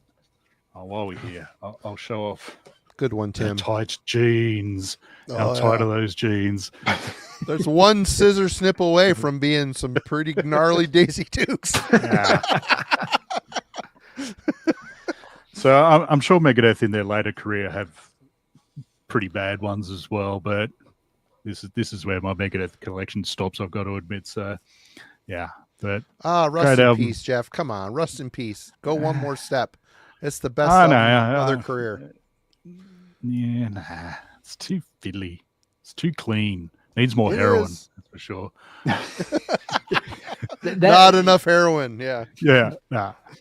It's too nice. I mean, I do like the drumming on it a lot. Nick Benson was bloody good, and I mean, it's not terrible, but this is better. Yeah. Not cover art wise though, that's for sure. The drugged out Dangerous Mustaine albums do have a charm that Rust in Peace is magnificent in my opinion, but Geoff has a point. It's the grown up, mature, clean David Mustaine, whereas those other albums you get the sense that that's the David Mustaine who will cut you with a broken Coke bottle to steal your wallet to pay for his crack for the day. I did read his book, which was really interesting while he was on drugs. Yeah. After that, I was just like, the only interesting bit was when he buggered up his wrist or whatever from falling asleep with his arm over a chair. That was the only interesting bit in the second half of the book. I read that book too. I read it in like 3. It was super quick read. Boom, done. Yeah. And you're right. Once he started, getting all Jesus-y and stuff, I'm like, oh, come on. Anyway, which I don't know if you've all seen the John Schaefer interview that just launched. I watched the whole thing. He's super Jesus-y now too. A little bit of prison time made him see the light, apparently. Huh. Very Jesus-y. Yeah, check it out. It's interesting conversation. No, I haven't seen that. Yeah. All right, Ellen. Yeah, thinking which one to go with. I want to go with this one. Now, this is a perfectly good picture. I like the picture, but I don't like it as the cover for one of this artist's albums. King Diamond Conspiracy. And again, there's nothing wrong with this picture of King, but when you think about all the other cool artwork that he had for album covers. There's artwork on the inside of that's awesome. Mm-hmm. That should have been the cover. Anyway, go ahead. I didn't mean to interrupt you. No. You're absolutely right. Yeah, there's other. Let's see if it's in this CD pressing or not. You've got the other band photo on the back, but they don't have anything else in here. That's weird. But yeah, having just a plain close-up picture of King. It's just like, this is the band that had, them cover art, the Abigail cover art, even the Eye after this. Why did you just put a picture of King on the cover? Yeah. It's always struck me as a really strange and kind of disappointing choice to slap on the cover of this album. It doesn't help that this is not my favorite King Diamond album. Musically, it is not bad. I don't like the story follow-up. Them, kind of classic, great ghost story, haunted house tale. But here, them part 2, the conspiracy, they just kind of turn it into like a bad medical drama, more or less, which I don't find this part of the story very interesting. And the fact that they just, maybe that's why they did this with the covers. Like, what were we going to put on the cover here? Like a picture of someone doing medical malpractice? Let's see. There's a picture that's on the inside. Colorize that and make that the damn cover. Seriously. Oh, yeah. Let's see. Yeah, I don't think they've got that in this version. Maybe there's a little comic back here, but I don't see that image. Yeah, in the LP, it's got there's a printed inner sleeve. And then it come with this. I think it's on the inside of mine. I don't know. But yeah, I always thought this was cool. I think there is a version of this that's colorized too. Why wasn't this the cover? I agree with you, Alan. 100%. Yeah, that would have been cooler. So, yeah, you just pair. And again, this would have been a great, press photo for King during the period or whatever. Nothing. There's no problem with this image of him. But as the choice for a cover, I'm not into it. And I'm just not into the conspiracy story whatsoever either. So good album though. Musically, yeah, the songs are great. This is one where I really don't want to sit and pay attention to the lyrics as it goes on, because I will be disappointed. If I can kind of tune out the actual story part and just listen to the music, yep, I'm all on board. So yeah, a rare miss for that era of King Diamond artwork. Thought it would be included for that reason alone. All right, Marty, take it away, sir. All right. Well, I was always bummed as soon as Away decided that his computer was more fun than actually hand drawing or painting his covers. Oh, good call. And I could have picked Angel Rat here, but for the longest time I hated that record. It isn't until the last 10 years. Two of my ones, buddy. Yeah. See, finally, I'm shitting in your Wheaties this time, buddy. But yeah, as soon as he started to become all fascinated with some of his computer design is cool. I'm just not a big fan. He is super simplistic. He's way more into color textures for layering in the background and just having a predominant central figure in the front, like this lame-ass ant critter here. This is a great album. I like the Eric Forrest era, Phobos in particular. Phobos is a great record. But I think they picked a guy that could sing the Snake stuff. And he did it. He sang and played bass. He was kind of the perfect fit. Both of these records are really good. I enjoyed them. And I never liked the album cover here. Phobos is better because it's actually a drawn picture on it. Even though it's like a close-up of a face. It's not the best subject matter, but it's way better than this. And, Angel Rat, Geoff, you can pop that up again. I'll blow you up here. That is, what the hell? That's like baby's first computer generated.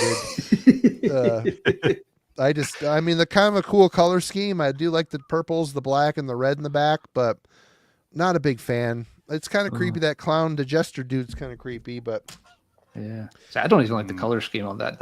The red and the purple. I like the little there's bat not a thing combo I like. The bat thing up with the top hat's about the only cool bit of it, I reckon, but yeah. You can barely see it. It's a bummer. I mean, Synchro Anarchy's hand drawn. There's been some cool artwork since. The Wake is pretty cool. He's kind of getting back into painting again, which is cool. I mean, the first handful of, Nothing Face was cool, but you could tell that was all computer as well. But yeah. All right, Geoff, you're up. All right, I can't decide between these next two, so I'll show them both. They're fairly obvious ones. Black Sabbath Paranoid and Black Sabbath Sabotage. Oh, it's my favorite Sabbath, though, of Ozzy Sabbath. Sabotage. Oh, yeah. Amazing albums, but what's going on with the cover art? I mean, what's this guy like? got a sword and a shield. 3 versions of him. He's on the back as well, and it's just like. Well, they put what that is cover on going there on? when the album was going to be called War Pigs. So that is the Okay. dude. That makes a little more sense, even though it's still stupid. And it still sucks even with Yeah. that context. Yes, and it's still a lousy So choice this for one- a cover. But yeah, Those I think it's- pants. Yeah, Bill Ward's pants. Nah. Sadly, this is just a bodgy Aussie press that doesn't have the back cover, which I think is just the back of them. Yep, it's just them But from yeah, that behind. and what's Aussie wearing for God's sake? Some giant cloak thing or dressing gown God. or something or other. No one comes off good on that cover. It's like, what are you Yeah. guys thinking? They I did mean, the not technical coordinate ecstasy that look. one's interesting as well. I mean, yeah, they do have a history of not always the greatest album covers, those boys, I got to say, but yeah. Yeah, those are an issue. Yeah, and the Bill Ward pants, aren't they like technically his wife's tights or something?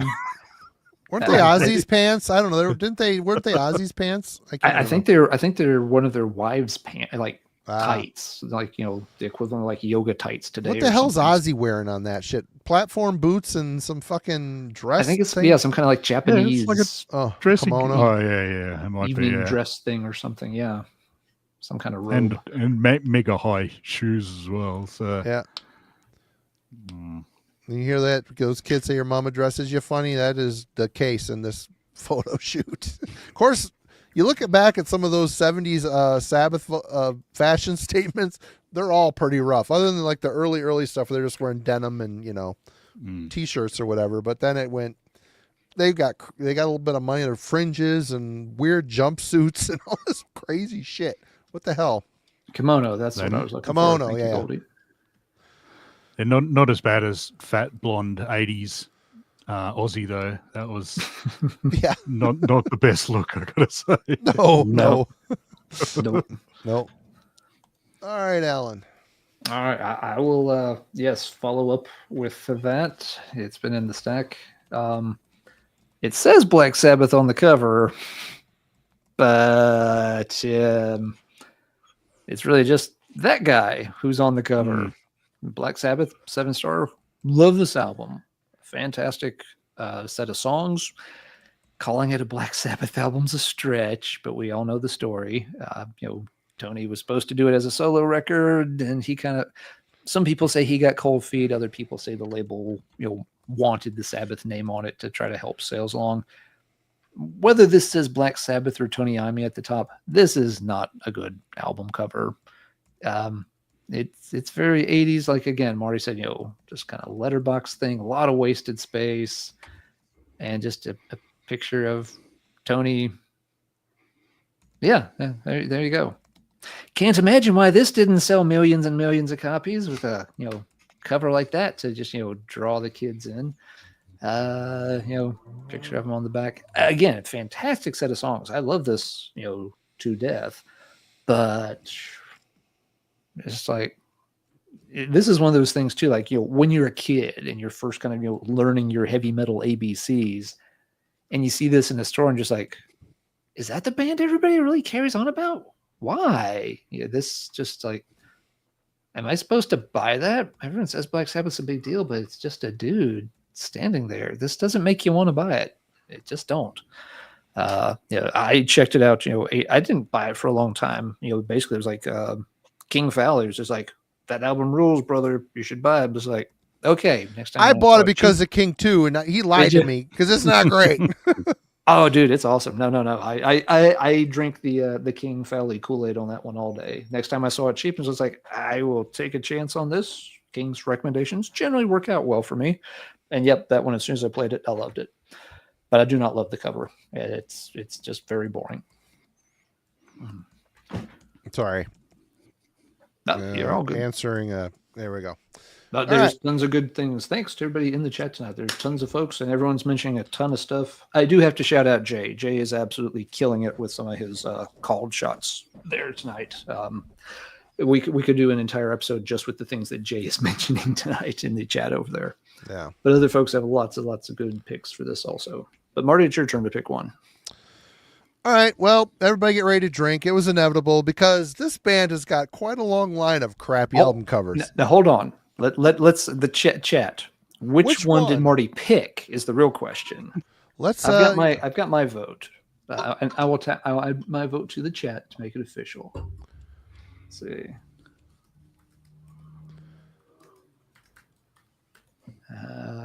But yes, folks. Chameleon cover really isn't offensive. It's just lame. It's lame. It looks like a Genesis record.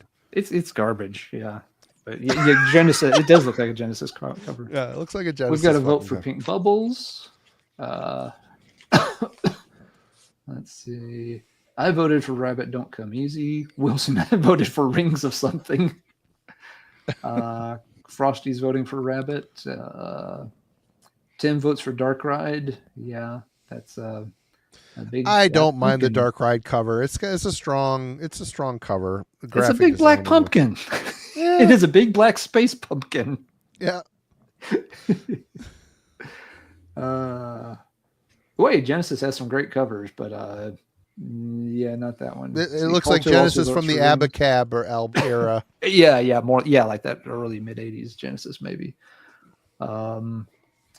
William votes for Pink Bubbles. All right, Marty, put us all out of our suspense. All right, well, which one did you pick? It was either this album or the Legacy 3 or Keepers 3 The Legacy, because that's some computer generated bullshit. I picked Rabbit. It's just not only a stupid name for an album, the cover's stupid. The back cover's stupid. The back cover's stupid. And they really went all in on the whole bunny thing here for sure. But you know what? This album rules. You got Mickey D from Motorhead on drums. Just a Little Sign, Open Your Life, Never Be a Star. What a great fucking song. Sun for the World. Sorry. Don't Stop. I love this record. There isn't a song on here. Wait. Listen to the Flies. What a banger. That's towards the end. I don't know. They end with Nothing to Say, which has like a little reggae and I don't care. I love it. I don't know. Love it. This is a great record. This is Sasha's first first album with the band from the Freedom Call band. And yeah, check it out. Good stuff. Great album. Yeah. Not my favorite by them. I was debating about having this one on here, mainly for the guy's face. Yeah, Fang face. Tiny little tracks in the background. It's like giant monster dude, and he's got these tiny little tracks. I like the picture. And that. Yeah. Flip it around there, Jeff. Hold it up for a second. The cover. Oh, the back? No, the cover. Front cover. The guy down there, right, that's running away down the catwalk, always reminded me of like a 80s Kenny Loggins. Yeah. Anyway. Yeah, that guy right there. I like the one that's flying up there. Mm-hmm. Plus the monster dude's arm looks terrible when you look at it close. Right. It's like, get some muscle definition, mate. What are you doing? It's like the return of the arm, the cock vein arm from the back of the Manowar debut. He's back. It's Fang face. Yep. All right, Jeff, you're up. I'm gonna go use the little boys' room while you guys talk amongst yourselves. This next one's actually a reissue that I own. I don't own the original, but the reissue is pretty bloody bad. This is Macabre Gloom. And if you can see, it's just a picture of the Earth, but it's like on fire, but really bad CGI fire. The original one, I don't know if this is going to work or not, but let's give it a try. It looks like shit. Oh, the original one is a hand-drawn version of the Earth with like nuclear explosions on it, which is marginally better, I've got to say, but this is just, it's like bad CGI. This is a reissue from 2001, it looks like, so probably just about the right time to be not good cover art. So killer bloody album, don't get me wrong, it's like first Macabre album, it rules, as you'd imagine, but yeah, that cover is not great at all. So probably shouldn't have done reissues, but there's plenty of bad ones out there. But yeah, the original one is really grey and sort of washed out looking as well. Always looks like it's like about a 4th generation color photocopy of it. It's odd. Yeah. But yeah, I do love Macabre though, so I mean, some of their other ones aren't amazing. The Dharma one, it's iconic, I suppose, but it is just a picture of Dharma. But yeah, I do genuinely love the Sinister Slaughter Beatles, Sergeant Pepper's piss take with all the serial killers. I think it's an easy one, but it's still genius, I reckon. Yeah, it's definitely worked for them. But that's a thing when you do go to reissue something and put different cover art on it. It's a really kind of a no-win situation if you think about it. Because if the new cover is a lot better, it just kind of amplifies how bad the original was. If the new cover is worse, then you've just doubly fucked yourself. So it's like you almost can't win. You have to come up with something maybe that's just like marginally better, but not too much better. So yeah, you're really threading a needle there. Maybe you're just better off sticking to the original cover art and not worrying about tinkering with it. I don't know. I mean, I'm assuming a lot of the time reissues, they can't get the original cover art, or they don't want to pay the artist again or something or other, which is they've lost enough, the rights to it, or they've lost the artwork. If you're going to remake it, do it better than that. Ooh, something. Yeah, nah. Yeah, it's always interesting. I mean, how many times the original just is lost, especially if it was any kind of photography and they just don't have, for older stuff where they don't have the negatives anymore. So yeah, sometimes you got no choice, I suppose. But yeah, and you do hear of artists not happy with the record labels, like Dan Seagrave is not a fan of Earache Records at all because I think they ripped him off. So then there's a different cover of Altars of Madness that's pretty much the same, but just redone by someone else. Yep. And I mean, it's not bad, but it's not the original. And it's like, so I'm sure he wasn't pleased by that. And they're still selling merch with the proper Altars cover on it. So, and I don't think he's been paid, or it's in court, or I don't know, something or other. He's been fighting them over that. I don't know if it's resolved, Yeah. but yeah, you're right. That's been a problem for years for him with Earache. Earache's got such a great back catalog, and they treat it like such shit. It's really sad. Yeah, what was I going to say? Yeah, Earache. I mean, I think they're going to release albums on some weird Korean. What is that thing? It's like you're going to buy a little. It's not even a disc. It's like a dongle essentially that allows you to download it, and it's some collectible K-poppy kind of thing that Earache thought, we could do this for Carcass albums and stuff. I meant to get a picture of it of the. There's a reimagined version of Necroticism cover art, which just looks like someone's put an awful filter over the top of it. It's like, what are you guys doing? Yeah. And that download thing actually makes a lot of sense, because I really do get the sense with, the Earache stuff that they kind of just feel like people are just going to download it anyway. Why should we put any effort into the physical media? I think I've even seen, interviews with them where they've said kind of like, why should we bother printing a booklet to put in the CD? You guys are just going to read about it online anyway. It's just like, if that were the case, I wouldn't be buying your goddamn CD. If I'm buying the CD, it's because I don't want to just listen to it and read it online. They really just don't get the point with the physical reissues, that if you made them nice, people would buy more of them. When you make them and they're just a fucking one panel digi with not even an insert, of course no one's buying them. You're offering nothing. For a while, so that makes sense that they would try that little. Yeah, I know what you mean, like the little like flash drive kind of thing or something, where you just like here, it's got a skin on it, and you just download the tracks. Yeah, it was odd. All right, Alan. All right, I'm picking this one as a representation of just like an entire style I don't like. And again, this band may be in the category Geoff and I were talking about, where the old originals are hard to get the artwork for again. So they got the catalog reissued, which was a good thing. And this is Century Media, I think. No, Season of Mist reissued it and gave them new cover art. God, I hated them all. Talking about the early Septic Flesh reissues. Where they all have the bad sort of Uncle Fester's kid on there. Yeah. Uncle Fester, in stars in Hellraiser 17. No one fucking cares anymore. Yeah. I despise everything about this particular look. It doesn't make any sense. It's meant to look extreme somehow, but it really doesn't. It just looks weird. And what the heck does it have to do with Septic Flesh's music is what bothers me even more. They have, this really cool, unique style of, Greek death metal that's got this kind of weird, warm underground tone. And you're putting a cover on it that makes it seem like some kind of fucked up Marilyn Manson 9 Inch Nails industrial tinged thing. Which it looks like everything else on the rack next to it. Yeah, exactly. It just looks like everything else that was getting put out at that time. Not the least bit representative of the band's sound whatsoever. And just, I really, really dislike the artwork on these.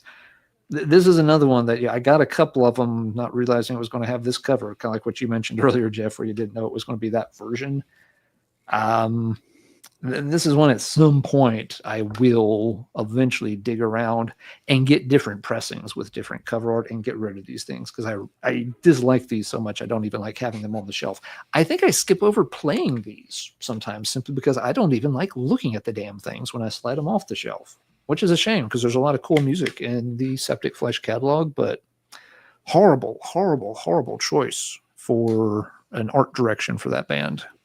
No, sir, I don't like it. Maybe some other later stuff veers in that territory. I don't know. I know maybe the first, I want to say 6 or so albums in the catalog, and I know they changed directions more and more later.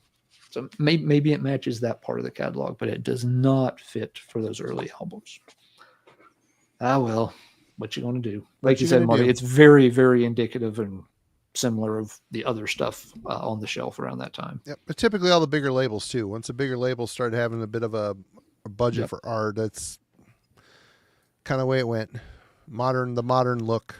Let's see. Hey, Eric. Let's see. Yep.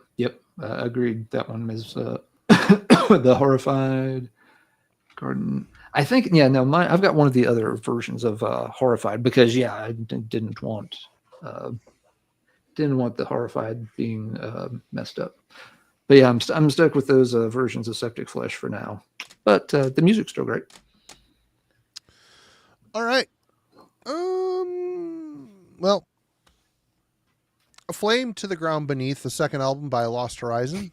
Oh, you had to pick what? You didn't pick the first one with the rats. The first one was at least, drawn. It's like an art piece with them coming out of the clouds on the top, looking all fucking awesome. With rats. With rats, yeah. Got to lord over those rats, man. Enslave those rats. Lord of the rats. Here we are. Not only is it, a super cheesy album cover, you got all the dudes, showing off their man boobs and, dude in a cape. But there's not even a flame going down from their bottom sides to the ground. They're little tornadoes. There's no flame here. There's no flame to be seen. Granted, who cares because this record is awesome, but still, it's super cheesy. It's just, there's really, the dreamy, it's just airbrushed, photos, and I don't know. This band photo looks like it could have been on the side of a van, a free candy van from back in the day. But I don't know. Did they have all that silver crap on when they played live, or they would do the body paint that wasn't silver, but they've got all these little like lines on them and shit. They would do that live, but great, amazing Swedish power metal. Some of the most technically proficient. Do you have any Luciferian stuff, Geoff? I don't own it, but a mate of mine on Instagram kept pestering me to listen to it, and I finally did recently. And went, oh yeah, not bad. Well, basically, the guitar player that writes all the stuff for Lost Horizon is the dude from Luciferian. So, Yeah, there's it's Heard a Deicide album or two. Yep, it's super shreddy type of power metal with a little bit of more bite than most bands, but great stuff. Yep. Yeah, I think I did check out the first Lost Horizon now, mainly because I think singer of Blood Dust is a big fan. So I was like, okay, why not? He's I'll check got him out. obviously impeccable taste. Oh yeah, Heavy Oh, he's got metal. the man has a Satyricon tattoo on one arm and a Twisted Sister logo tattoo on the other arm. So he's has genuine taste. That Do you chap. know that guy from Bloodduster? They probably all of them have tramp stamps, just to be funny. I wouldn't be surprised. Yeah. I wouldn't be surprised.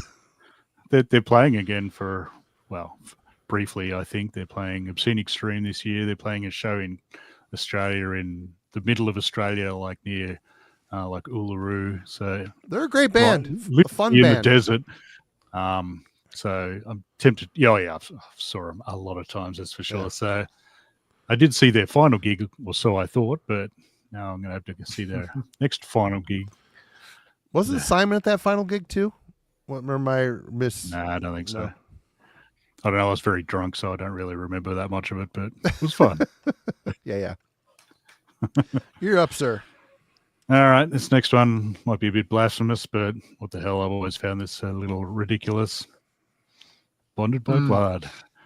I mean, Yeah, killer it's album, not a good obviously, cover. but yeah, like ripping the cover itself, and you got like buff demon child, it's all muscly and ribbed, like, abs. It's just not a fan at all.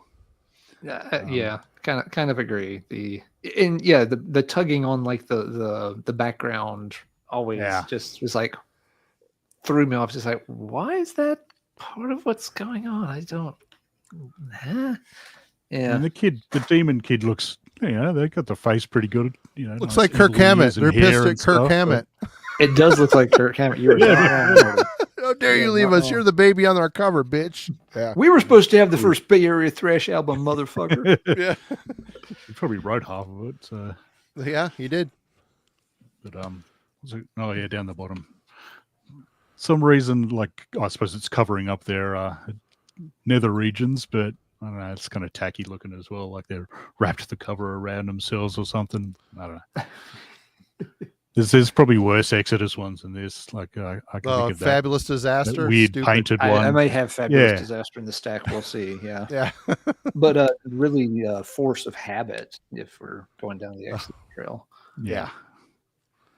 Well, the impact is imminent too. That's them driving in the car with that big silver ball following them. I mean, that's stupid too. Oh yeah. And isn't there that weird Pleasures of the painted Flesh one is where just they what don't them have their sitting at a logo? bar or something. Yeah. Yep. Come to think of it, is there a good Exodus album cover? Probably not. I think we just went through the entire 80s and 90s catalog. Yeah. Yeah. Hard to say. Not good. Are we forgetting one? Well, then there's the Rob Dukes era, which is all lame. It's not great artwork. The shovel-headed kill machine, which is that giant truck with the blade on the front of it. Tempo of the Damned is when Zetro came back. The zombie guy playing the organ. Yeah. There hasn't been anything great. Blood In, Blood Out maybe is okay. Yeah. Aaron might be right that the one Geoff showed may actually be the best Exodus cover art, and wow, I never thought of that. I think we know now why Exodus isn't part of the Big Four. Yeah. Yep. All right, Alan. All right, this one is just kind of emblematic of a genre and the visual problems they had, and why most metal fans don't take that style very seriously. But yeah, this cover just as a kid always struck me as atrociously. I would see this album all the time, and I was just like, that can't be good. It actually is very good, but man, the cover does not make any serious headbanger want to investigate. It's Cinderella's Night Songs. That is a good album. It's a good bluesy rock album. Cinderella in general is definitely a cut above a lot of the bands. The one after that's good too. But I mean, you're 15. You're horny. You've got your battle denim vest on. You're hanging out with your friends. You got your first studded bracelet. At the record store. You gonna walk up to the cash register carrying this shit? Oh, you are not. Or you're thinking, man, these chicks are hot. I'm gonna buy this because these chicks are hot. I mean, the band is named after a chick. It's a pink logo. Right. At least on this CD, the back could not be more pink, and it just so much pink. Just like, you know, my sister had this album, you know, when we were kids. I did not. I just always see it like in her CD box, and just like, man, that's gotta stink. Didn't find out until years later. Like, no, actually, it's really, really good. It's good bluesy rock. Yeah. Yeah, you know, they got more bluesy. You know, you could do. I could have pulled Long Cold Winter as well. It's just the logo on a plain white cover. But you know, so many of these, you know, glam bands, you know, just, you know, the look alone was enough to turn most folks off from wanting to buy these. I don't think I've heard a single second of Cinderella because of that very reason. Because I'm like, no way, I'm buying anything that looks like that. Oh yeah, no, I passed on the album for years and years. I think I eventually just, you know, I don't know if my sister was playing it and I finally overheard it or what, but it finally was like, oh wait, what? I think that is what happened. I think I heard her playing. It may have been Nobody's Fool or something. It's just like, hey, what are you playing? She's like, Cinderella. I'm just like, that Pink album? That's what it sounds like? Oh. Actually, come to think of it, this may actually be her copy. I was thinking I got this used, but it's no sticker residue on it. I'll bet this is my sister's old copy of the CD that when she got rid of all her albums, I think I did yank. That was like the only one out of the stack that asked her if I could have, and she's like, yeah, sure, take it. So yeah, there we go. Just for you, Alan. Glam bands did not do themselves any favors with their cover art most of the time. Oh, here we go. Even Eric likes night songs. It is. It's got some brooding shit on there. Exactly, Eric. That's a really good way to put it too. Yeah, it's got a kind of dark, brooding thing going on and it works great. Yeah. Is it really glam doom? That sounds glam doom. There is now. You have coined it. Oh shit! Someone needs to make that quick. That'd be great. Glam doom. You need to copyright that, and Marty will put it on a shirt. And yes, there we go. Glam doom. I like it. We can have some fun with that if I put my mind to it. Yep. Which I just might have to do. I did the same thing, Wade. I found it used somewhere super cheap and bought it, and I dig it. I spun it 3 or 4 times. It's a good record. I had it on tape back in the day. Even it's solid. All right. Going like I'm thinking like Vandal Mass. Get a little Guitar Hero going there for behind the dude in the monk's outfit, but it'll be a pink monk's outfit this Candle time. kicks. Candle kicks. Oh, I like that one better. Let's go with that one. That's better. Jay is absolutely on fire tonight. All right. This is going to take over a small part of my brain for the rest of the night. I'll just harder than Dokken, definitely. Dokken had some good shit, but Don was always too wimpy of a voice. Saint Vagina. It doesn't even make any sense. Saint Vagina. That's it. What? All right. Wouldn't it have been Saint Vixen?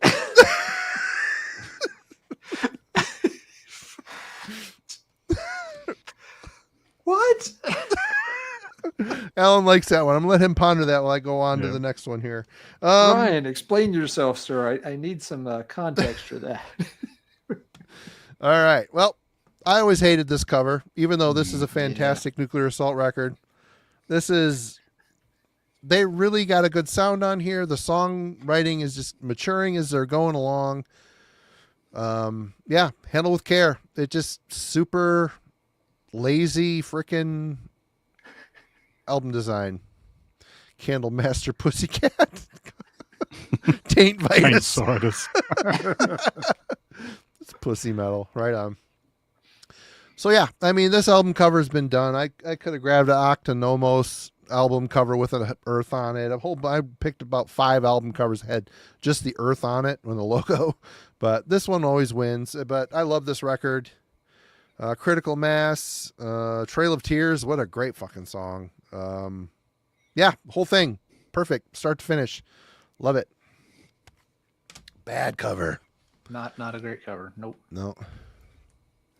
A mate of All mine right, had a Geoff. huge poster of that on the wall, and it was always like, "Can you get something better?"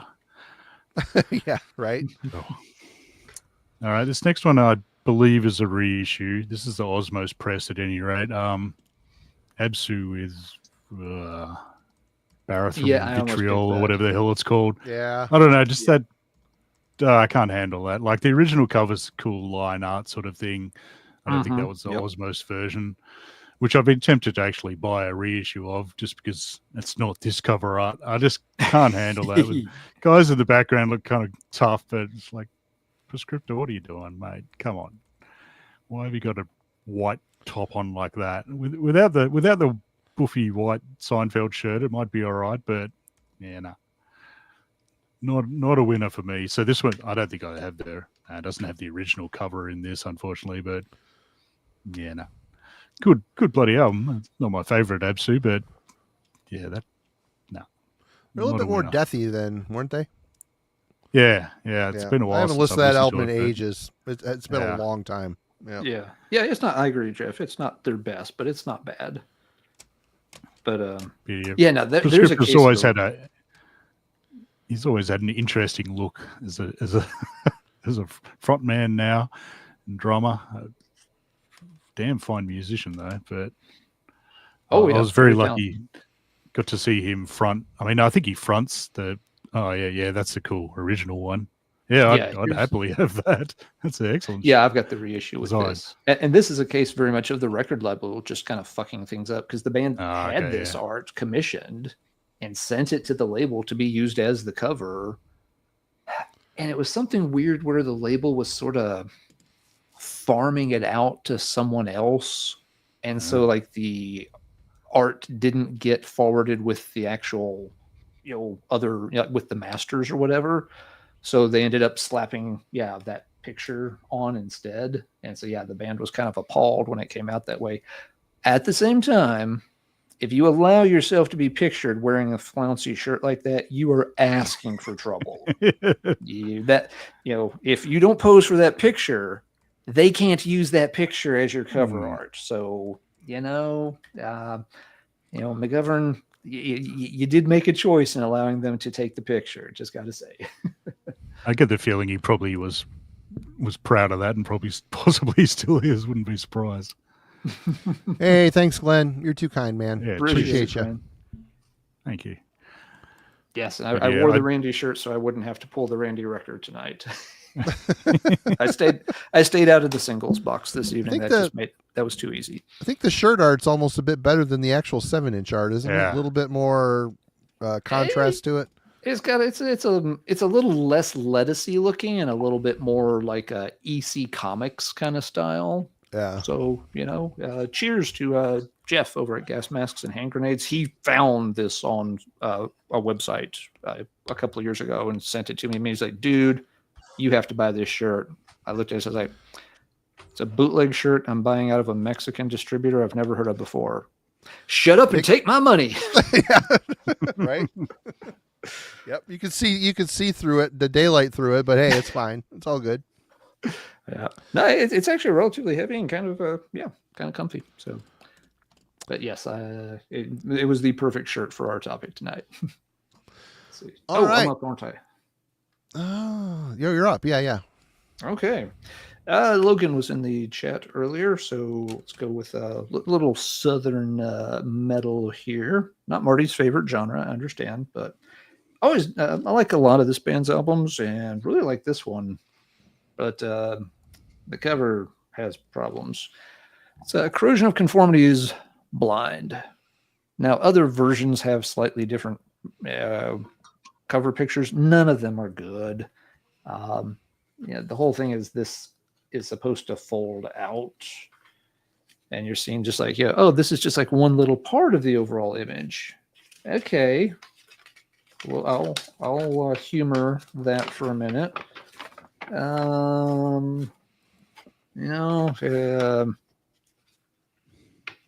There's stuff and things going on here. Skulls, and there were some candles there somewhere a minute ago, and paper dolls, I guess. it's another one of those that just feels like, let's just throw a bunch of cool stuff together and make it look interesting Modern. somehow. Yeah. And it just doesn't work at all. But yeah, cool album. Unique lineup, kind of a transitional album for the band, moving away from their older hardcore roots, but not into their real southern stoner kind of warm and fuzzy vibes just yet either. I like this one. It's held up quite well over time, and it was my introduction to the band, so also a reason that I'm probably lean towards that one a little bit more than some of the other stuff. But yeah, the cover needed some help. We can do better than that, I think, but we didn't. That's what we're stuck with. Yep. Let's see here. Nick was asking, didn't Pusshead do a version of Blind? I don't know. I don't know. But I'm going to look it up now because that would be interesting to see. Oh, wait a minute. He said, sorry, Pusshead did a different record. Okay, fair enough then. All right, Trying here to we think go. which one he would have done. I don't know. Chat, if you know which Did he COC do the album early? Pusshead did. Did he do the early eye for an eye with the skull logo with the spikes or the radiation symbol face? Maybe that was him. Maybe. The chat will have to answer. Yeah. Oh, he did Technocracy. He did. No, he did. Starts with an A. Animosity. Animosity. Yeah. Okay, I can see that's that. a Puss. being his That style. looks like a Pusshead cover. Yeah, I could see that. Okay. All right. Yeah, thanks for backing me up here, folks. It was Animosity. Right on. I had to visually go through the album covers in my head. Okay. Yeah, I can't tell you. I probably haven't listened to this album since I got it as a promo back in the day. But Mythiton, In the Sign of the Ravens. Look at that garbage. That's a good album, and the cover is really bad. Yep, This is leaves you the wanting a bit. Death Records reissue of Invasion album, and the cover art is pixelated, and just the color scheme is really bad. Basically, you've got a member of Dawn, a couple members of Falconer on here, Viking black metal type stuff. I remember liking this, but I don't remember. Like I said, it's been 1,000 years since I've spun this, so. But I was flipping through records and pulled this out. I'm like, oh yeah, that's a hot garbage album cover right there. 100%. Can hardly see what's going on it. Yeah, it's the guy's up. The tree line is about the same height as the guy. Although I do remember this guy's kind of fro is the guy that was on the Dawn EP. I was always impressed by his hair helmet. Not Shane Embury or yeah, it looks like Shane Embury's kid or something on there. Yeah. But yeah, this is not a great album cover. Nothing on here. You can't even read the logo. If it's sitting on a rack, it's just going to sit there. You have to pull it out and look at the spine to see what the hell it even is. Yep. But yeah, the only reason I picked that one up, there was that little, like you said, Marty, that was one of those, Invasion Death collaborations. Yep. And they did a handful right there within a year or two window. Midwinter at the Sign of the Apocalyptic Dragon. Yep. Which I like that one too. And there's connection because Death was a subsidiary for Metal Blade, right? And that was linked around the same time when Metal Blade was like licensing God Dethrones the Grand Grimoire, and they licensed Lord Belial's Enter the Moonlight Gate. A lot of that kind of stuff kind of came out relatively close to one another within a 1 or 2 year window, and because of that, I kind of got the Mythiton sucked into that pile when I would pick things up. It's really, really good Viking metal. I like it better than 99% of the other Viking metal I've ever heard. Really fast-paced, good black metal roots. Really fast, but very, very melodic. So, yeah, they did 2 more albums, which are also good. But they're not a band I play often, but I do really like the music on those Mythiton albums. And the Falconer's even good. It's kind of Viking power metal. It's pretty decent stuff. I've heard a little of it and not enough to comment on, but yeah, it is. Mythiton did not get much of a push and didn't last. They got the 3 albums out, and that was they kind of quickly disappeared after that. Yep, which is too bad because bands like Enslaved took off. I mean, the whole Viking black metal thing, Monogarm. I mean, they're still going. There are bands that have earned a living from that style. It's just weird that a band that had in the States a Metal Blade push, and seems like they could have done a little bit better. Anyway. Yep. Geoff. All right, we'll go back to Australia for this one. This is legendary Aussie band Alchemist with their first album, Jar of Kingdom. Cover doesn't look too bad. Well, yeah. This was all done by the label, I believe. Believe me, I'll open it up and show you the sheer quality on the inside. Starters, you get weird skull thing and some kitties. Yeah, which is all well and good. You get lyrics on one side, but the other side is this ridiculous. Wait a minute, are cougars indigenous to? No, we Australia? do not have any large cats at all. Well, there you go. This does The have giant reptiles some, ate all the cats. and then The spiders. Yeah. It's like a newly born baby on there. There's like a couple of marsupials, the band, and yeah, I'm fairly certain the band had nothing really to do with it. I seem to recall they weren't super impressed when it came out. So there is thankfully a reissue version that they put out themselves that has nice cover art done by Roy, the guitarist. So that's a lot better. But yeah, this was, I remember them just going, oh. I mean, the cover art's not awful, but it's a whole mishmash of what the hell's going on. Yeah. And the logo's sort of half obscured, so not great. Great bloody album though. I mean, I prefer the album after that, Lunosphere, but still a killer album. But it was done by the good folks at Lethal that ripped off a whole lot of different bands over the years. So not my favorite label. Although they put out some damn fine stuff. They did like Belial, Unholy, a few other Finnish bands, I think. So some good stuff, but anyway. All right, Alan. All right, let's see. Now, I like this album. It's not most people's favorite. They obviously, the debut is the one folks gravitate towards. I like this album a lot too. It has its flaws. The cover's one of them.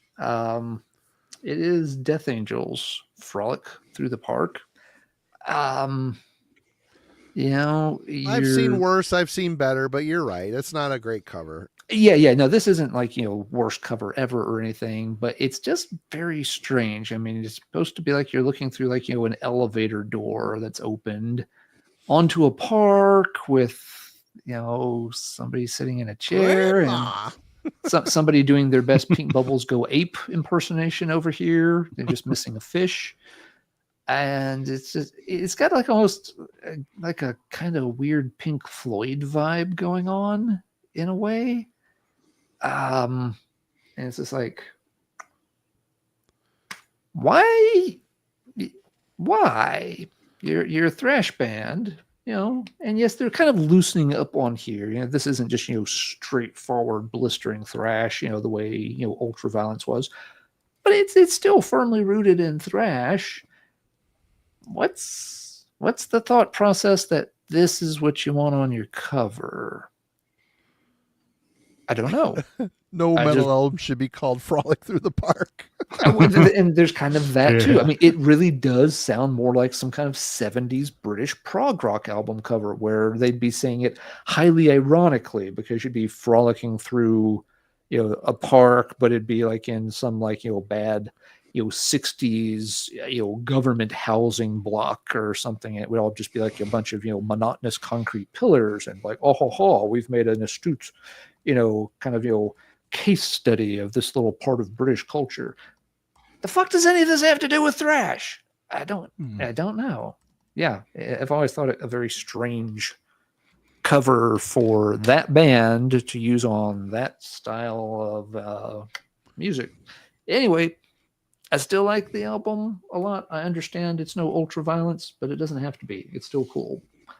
But that cover's it's another head scratcher. Not the worst piece of art, but I don't know what to make of it. I've been looking at it for 30 some years and I still just don't know what to make of it. That's my personal hell. Marty, what's yours? Well, this is just one of those you can do better. You can be better than this. Sadist, A Vision of Misery. I mean, come on, man. Got the eyeball plunked in the center and that picture But it's swooped around. swirly, so it's cool. Oh, yeah, it's swirly. I mean, Swallowed in Black was okay, probably their best cover. The debut, you know, I don't know. There's just, and it's kind of modern, and the sound on here, they kind of lost that crazy, maniacal thrash insanity that was on the first two albums. This here is a slicker, more mature Sadist. You've got, you know, Steve DiGiorgio at this point had been in Death, I believe. This was 1992. My year calculator is burnt out, but so there's a streamlined cleanliness to some of this stuff. Really good production. The production might be a little too slick. Didn't Scott Burns have something to do with this? I think he did. Was this the one where he flew out? He flew out to California and. I don't recall. Nope, it's not. Produced by Bill Metoyer and Sadis. Yep. I don't see anything on here saying Scott Burns. Anyway, I like the album. I don't really ever listen to it. When I listen to Sadis, it's the DTP demo, Chemical Exposure Illusions, and Swallowed in Black. So this doesn't get a lot of play, but it's still good. It's just a really crap cover. I mean, it even cuts off on the sides. How are you putting this on a shirt, man? It's just, what are you thinking? You're a metal band. You sell T-shirts. You're going to have probably a different artist. You have to hire another artist to do another design for your shirts. But, yeah. Okay. Geoff. This next one it's like a reissue. This is Nemesis with the Day of Retribution. So this is like Candlemass before Candlemass. Oh, yeah. I can't even remember. I think, does Leaf sing on this or something or other? Yes, he tries to anyway. Yeah. Mine is just a black cover with the Nemesis font. It says Nemesis on the. Yeah, that sounds much better. I don't know. I assume this is like a cowboy. Although I'm beginning to wonder if the cowboys got their boobs out. Maybe that's just the way. One can only hope. Kind of hard to tell. I'll keep investigating. Right on. There is actually an LP version of this, another reissue one with Yep. really cool cover art by. I'm pretty sure it's by one of the main guys from Vomitor. Does a bit of artwork. I remember seeing him posting something about it. Which looks great, but it's like, nah. I'm fairly certain I have two copies of this as well. Probably because no one else wanted to buy it. So there was one still sealed in. It was probably $5 or something. So not too bad. I mean, it's no, Epicus, Tumicus, Metallicus, but no, it's not terrible by any means. It's a good start, but yeah, just that cover. Oh, nah. I don't like any cowboy stuff in metal at all. Seems to be a few American black metal bands doing kind of slightly cowboy related stuff, and it's like, nah, don't think so. But yeah. I've got standards, no cowboys. Yeah. I'm sorry to hear that. Unless it's like Bone Tomahawk level cowboys. That sort of cowboy stuff's all right. But yeah. I hear Ryan's band, it was musical differences and they were just split right down the middle. Yes. There you go. Very good. All right, Alan. Okay. How many more rounds y'all want to do? It's getting close to midnight here. 2 more rounds? Sure. I know we've all got tons, but I got about 5 left. Jeff, you good for I got 5 more? noodles, but that's all right. Okay. What's that, Jeff? Let's do about yeah. 5 more. Yeah, 5 more sounds like a good amount. We probably should have mentioned them earlier, but better late than never. Immortal has some photos of them, and some of them end up on album covers, and it's always a moment for parody. I like Immortal a ton. I like most of their albums a ton. But yeah, once again, if you allow yourself to be photographed this way, you're asking for trouble. And it's the same album cover as Damned in Black. It's just blue instead of red. It's stupid. It kind of feels that way a little bit. And although at least in this one, they replaced the giant wrestling belts with some kind of like giant triangular shin guards. which is actually a step in the right direction. And that's saying something. He must have kids in soccer and he's a coach or something. I'm thinking ice hockey. Those are a little too big for soccer shin guards. True, so true. Yeah, ice hockey, and hey, with the whole in Blashik, they don't have summer. They don't get to play soccer, but ice hockey's a year-round thing. True. So good point. Yeah, we're putting too much thought into this all of a sudden, aren't we? I'm still thinking about cowboy boobs personally, but whatever. I'm still coming up with glam doom band names. I'm still Saint stuck Vagina. like 35 minutes ago. Saint Vagina. My. But yeah, Immortals, and they have some cool album covers too. It's not like every album has them doing their worst WWE poses, but they're guilty of that. They are, and as such, you get cool albums, but with covers, it's just like again, we've seen there hasn't been a ton of black metal tonight. In general, it's not that hard to come up with a passable black metal album cover that doesn't involve giant ice hockey shin guards from another frozen dimension. Enough said. Yep. Enough said. Marty, I'm going to grab a few. Let's see, I need to grab just a couple more to get up to 5, so I'll be right back. Okay. Well, for me, I love this record. I've shown on here a bunch of times. The album cover isn't the worst album cover ever, but again, it's kind of a bare minimum thing. And it's Sentence to Muck. I'm a Fields of the Nephilim fan, and I hear the Fields of the Nephilim influence on this, and I'm all right with it. This is their last album though that really does something for me. But I listen to this a lot. Tonelli, or what's his name, Jarva. He was an Impaled Nazarene for a minute. He went into Sentence. Well, he was in Sentence, I think, from the beginning. And then he moved on to do a band that sounds a lot like this era of Sentence called the Black League.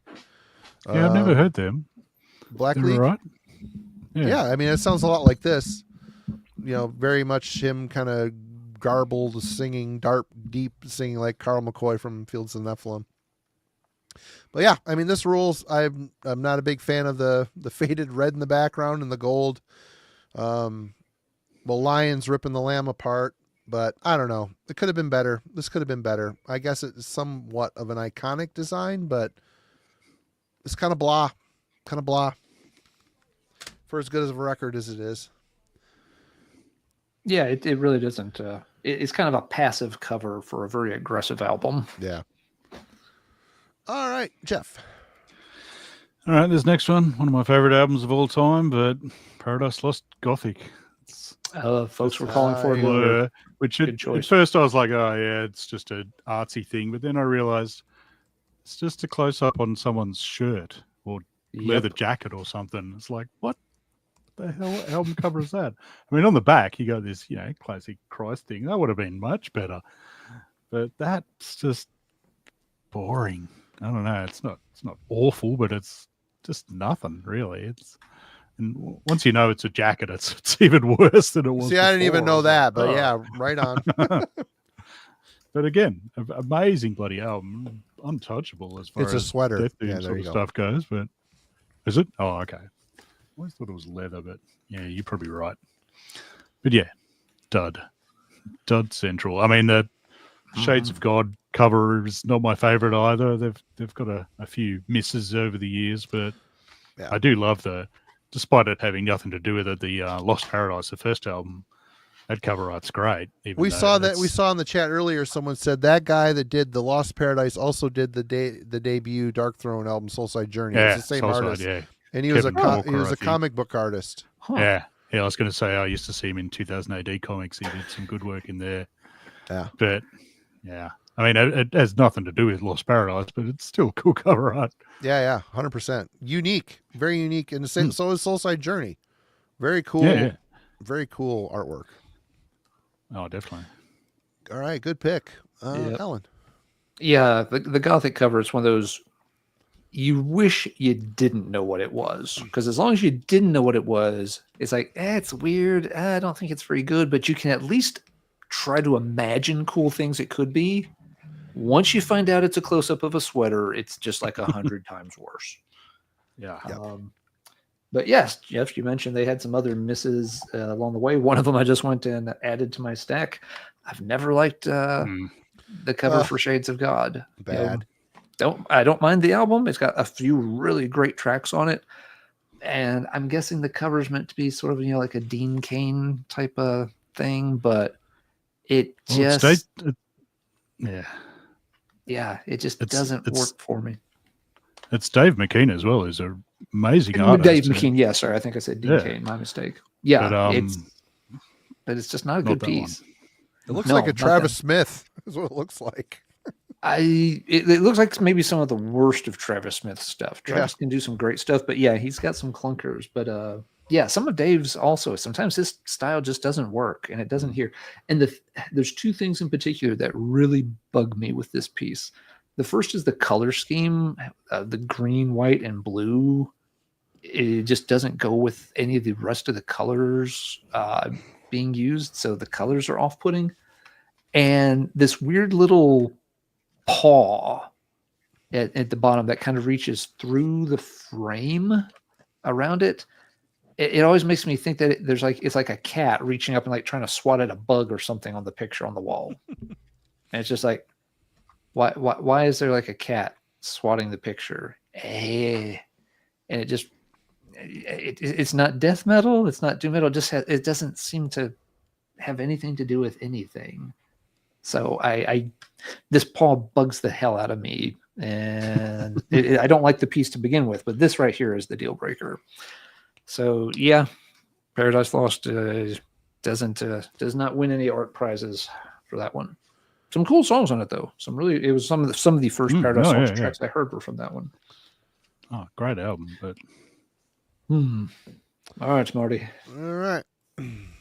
Well, For Never Laid to Rest, artistically, the actual drawing of it was never perfect or super great, but still iconic album cover.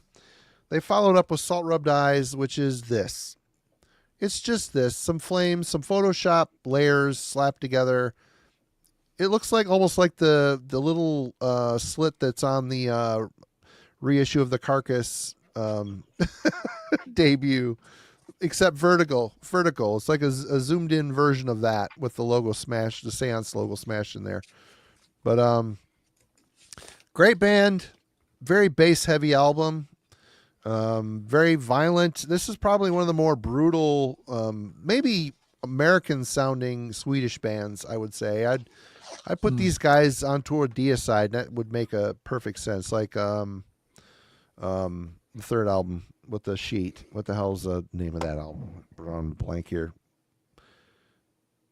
What's the third? Once Upon the Cross. Once Upon the Cross era Deicide. That kind of feels like a Swedish interpretation of that, but I always thought this cover was super lazy and stupid. Again, Black Mark appears to be a repeat offender to really half-ass cheapen phoning it in album covers. Yeah, Zach, it's a great album for sure. I love how loud the bass is on it. They just maxed it out, it seems like. Very cool. It sounds different than a lot of bands from Sweden for sure. Geoff, you're back. All right. Glenn asked for if anyone had Origin of the Feces, the Type O Negative. I did. I pulled it out, but then I just realized it's got this shitty reissue cover on it. Yep. I could show this Merzabo album, but maybe I shouldn't show that one. It's a bit so what I will show instead is this classic one. I do kind of like this because it's so ridiculous, but it's like, what is going on there? I don't understand this art. The stuff on the back's not too bad. It's still got that weird ass perspective, but it's better than the reissue. I think the American version just has a photo of some people outside a motel or something with like black slits across their eyes for no reason at all, which is just boring. But this is, I mean, it's legendary. I do generally like this, despite how ridiculous it is. But I love the Bon Scott era AC/DC. It's so good. Oh yeah. I mean, the album itself is bloody killer, but that cover art, I don't know what's going on. Yeah, it's a bit sort of Popeye-ish, I suppose, but it's his legs as well. Yeah. It's definitely drawn before the student took their lesson on perspective. Yeah, I think so. Yeah. But yeah, iconic. Nope, good call. Definitely iconic, 100%. Yeah. Oh, that's right, Aaron. That is hypnosis art with the with the black tape across the eyes on the US version. That's Dirty Deeds. That's what that one was? Yeah, Is that yeah, Dirty Deeds? Oh, right on. yeah, yeah. Okay. Yep. Which the US version didn't come out until years later. It was never Yeah, it's originally different released in the tracks US. as well, I think. I think it came out after Back in Black, went ballistic in the US, and that's when they kind of started going back like, oh, we need to put more of these older albums out in the US finally. Yeah. Back in Black's a good record. It's just so overplayed. All the shit on it. It's like, I don't never need to hear it again. I ended up getting a used, partied on hard copy of For Those About to Rock not too long ago, and it's a good record. They got some good, there's some good Brian Johnson era albums as well, but the Bon Scott shit's special. It's just special. Oh, yeah. Yeah. There's almost a punk vibe to it. It's just very raw, and he was like a drunk street preacher type of guy. I like his lyrics. I liked his characteristic and his singing. Good shit. Yep. Yeah, they channel a lot of the older, 50s and 60s kind of early rock and rockabilly stuff pretty well on those two, which got phased out over time. Yep. All right, Alan. All right. This is a weird one. The cover is not bad. I just don't like it on this album. It feels like it belongs on a different album. So again, not saying it's a bad piece of art. Just it's not right. I never did like this temple-y thing on Sin After Sin. It's like, why is there a picture of like some weird looking Greek temple thing? What does this have to do with the Sin After Sin? Yeah. And it's that era where Judas Priest is still using the fancy fonty logo, and between the font, the color scheme, the art style, I mean, it looks very, very mid 70s, which it is, of course. The back cover very much kind of the same way, and this always strikes me as like very generic for that period. It's like this could have been on the cover of any Jethro Tull album. This could have been on the cover of, just any Nazareth album. Pick your mid-70s rock band, and they probably could have used this cover art for something. And it's also kind of, just like a very, I don't want to say boring. That's not what I'm going for here. It's kind of sedate. It's just like, here's a picture of like an old temple-y thing. And it really kind of belies, that there's a lot of kick-ass music on it. I mean, does this look like the cover representation for an album that includes Dissident Aggressor on it? No. Does this look like it should be the cover art for an album that, leads off with Sinner? No. It just doesn't. It doesn't seem to fit the music very well. So it just kind of throws me off. I don't mind, again, there's nothing wrong with the way they did the art style, but it just doesn't feel like it's supposed to fit on this one. What's Scott up to? I'm going to send Alan an assortment of replacement jewel cases. My OCD is through the roof right now. All the stickers and shit on there, yeah. I actually have a video coming about stickers on albums and cases. So good idea. Maybe hold that shipment off until then. But there is a reason I sometimes leave stickers on things. It's cool to know what you paid for something, and it's cool to have that on there. It's cool. The short version is cool to know what it is. When it's a jewel case, I mean, it's not bothering the artwork. If it's a digipack, that's a different thing. Yeah, the big thing for me though is it. In a lot of cases, it helps me remember where the hell I got the thing. There are some records I've been digging through my collection lately. I'm just like, oh yeah, I got this in that pile I bought in Texas, and then I look at the sticker on the cover and it's like, wait. No, this actually, I completely forgot. I got this like 3 years earlier on the other side of the country. So the stickers sometimes serve a purpose, but yes, they do kind of mess with the artwork a little. Anyway, it's an okay piece of artwork, but it could have been on the cover of like any Kansas record. It just doesn't quite feel right for a Judas Priest album, and not this Judas Priest album in particular. This one needed something a little more dynamic, a little heavier, something to cue you into the fact that, there's a lot of, really, really good, they're starting to get a little faster. You're getting some songs that feel more metallic on here, and this cover art just doesn't convey that. I love that album, though. So good. Really good album, underrated in their catalog, and it's just more a case here of like the art and the album don't mesh. That art is not meant to be on that album. It needs to be on something else. The Best of Bread. I don't know, but something. All right, Marty.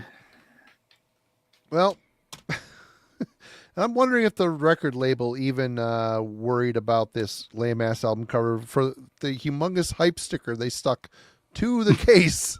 Chimera by Mayhem. I mean, yep. I guess it isn't horrible, and really, Mayhem has never really had truly fantastic cover art. I mean, De Mysterious Dom Satanas is kind of iconic. It's iconic. That doesn't mean like it's, doesn't mean it's great. I mean, it doesn't mean it's fantastic, but it's like this here, I don't know. It's okay. This is an okay album. The last album with Maniac on vocals before Attila returns, but yeah, this never really spoke to me. This album cover, it is what it is. It's decent. The album's decent. It's a good record, actually. But again, they I don't know, they must have bought a bunch of hype stickers that they stuck on the album, like, oh, put it on the CD as well, cover up that stupid cover. So there it is. Chimera Mayhem. Yeah. I have trouble getting into that record. It has got such a cold technical sound to it. Yeah, very cold voids. If I'm in the right mood sometime I might revisit it, but yeah, it's not quite the Mayhem album for me. Yep. All right, Geoff. All right, Alan already did the middle era, but we'll go back to the start of Therian's. I love that record. I love the album. It's an Yeah. amazing album, but that cover art, I don't know. It's bad. The rest of it looks fine, but just the face on the... I have that T-shirt, actually. I have a T-shirt of that. Oh, really? Oh, nice. It's No, I not an think that original. thing- It's a bootleg. It's total bootleg. Oh, yeah. Yep. That's- Yeah, this definitely like screams demo level artwork. Oh. Cool color scheme, though. I like the color Oh, scheme. yeah. Yeah, overall it would be pretty good, but I seem to have a thing against bad skeleton images in this one. I will show the cool little ridiculous thing there, which I don't know if that's from a demo or what, but yeah, no.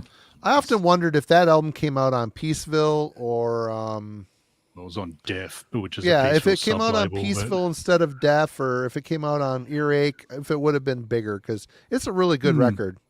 Yeah, I dig that yeah. record. And the one after yeah. it too, what the hell's the name of the second album? Symphony Beyond Masses? Sanctorum. Beyond Sanctorum. Yeah, I always get theirs mixed up. That's a good record too. Yeah, that's a ripper as well. Yeah. But that was hard to get because it was on like Active or some. Yeah. I don't think I it was ended up Thrash getting Records, recently a reissue of it, and it's same. Yeah. But this one, killer. Young looking dudes. Yep. No doubt with a Celtic. Yes, I can just see the Celtic Frost shirt that he wears in pretty much every photo in the old days. Oh yeah. Yep. He kind of followed him too. He was kind of enamored with the Beyond Into the Pandemonium, and that's when Therion started to Symphony Masses, and moving on from there, it started to get more and more avant-garde. Yeah. Oh yeah. Yeah. Which they did well for a while there. It was interesting until they just kind of ran it in the ground. Yeah. That band is a lot bigger than we think. I think that band's still played going. like stadiums and shit. Oh yeah, no, Therion's widely yeah. popular. Yeah. It's not they're ever bad. They got kind of boring after a while. Yeah. No, he lives in Malta these days for some odd reason. Maybe it's nice. I don't know. But yeah, they seem to tour like South America all the time. And that's about it. They did actually come to Australia probably 10 years ago or so. And it was nowhere near as big a stage show as you'd think they'd put on elsewhere, but it was still pretty bloody cool, actually.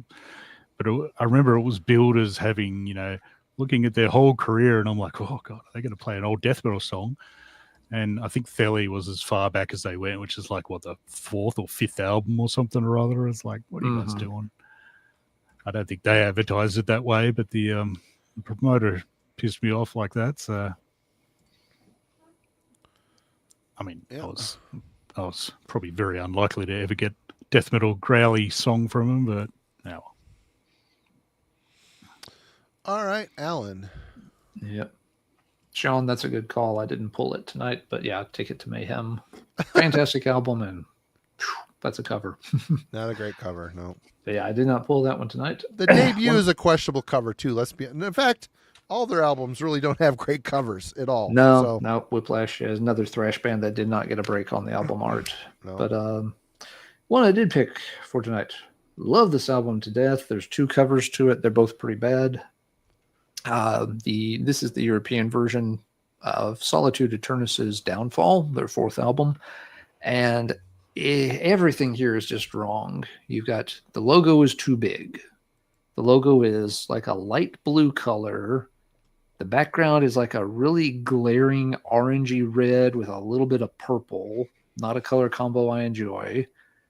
The title is just kind of scrawled way down here in the bottom. And it's a picture of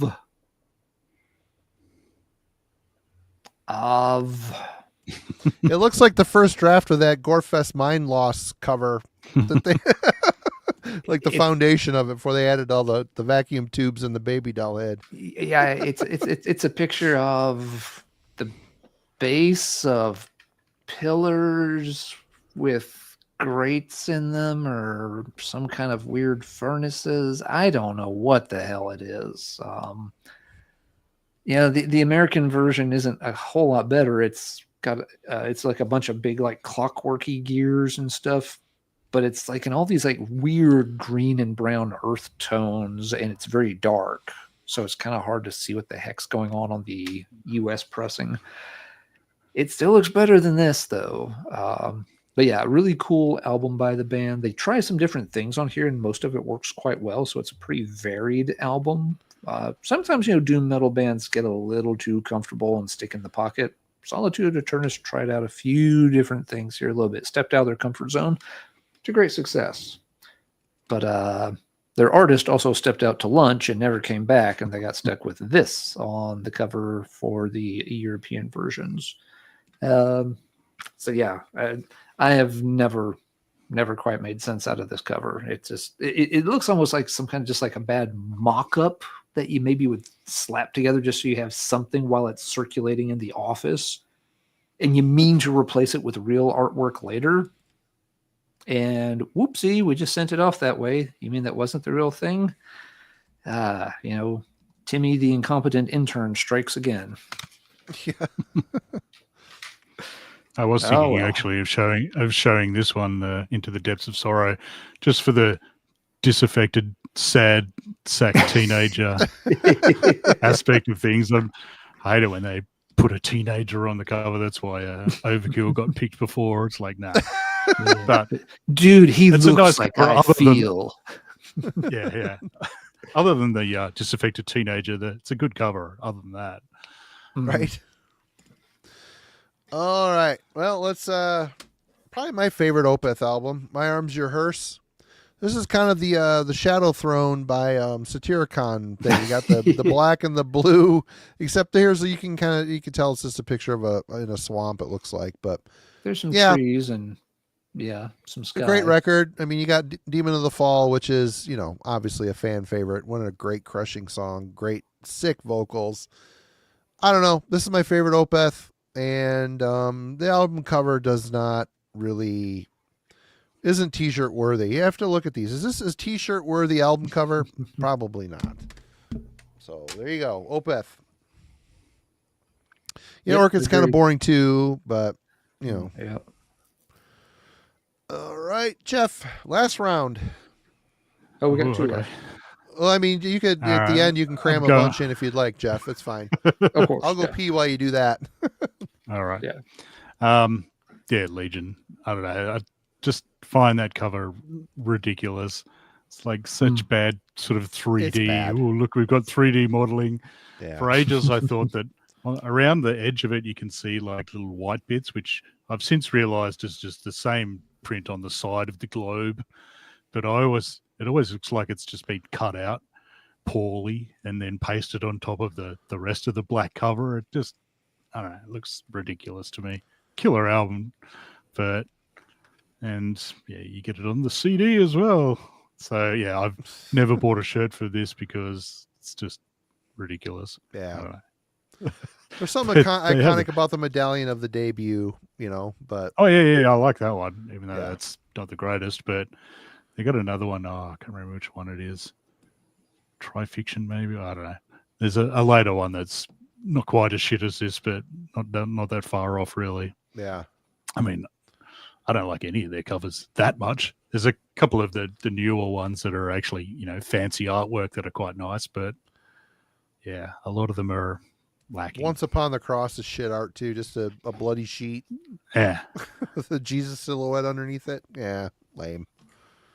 But all right, good one, good pick, Alan. Let's see here. I'll do this one next and save that one for last. Sure.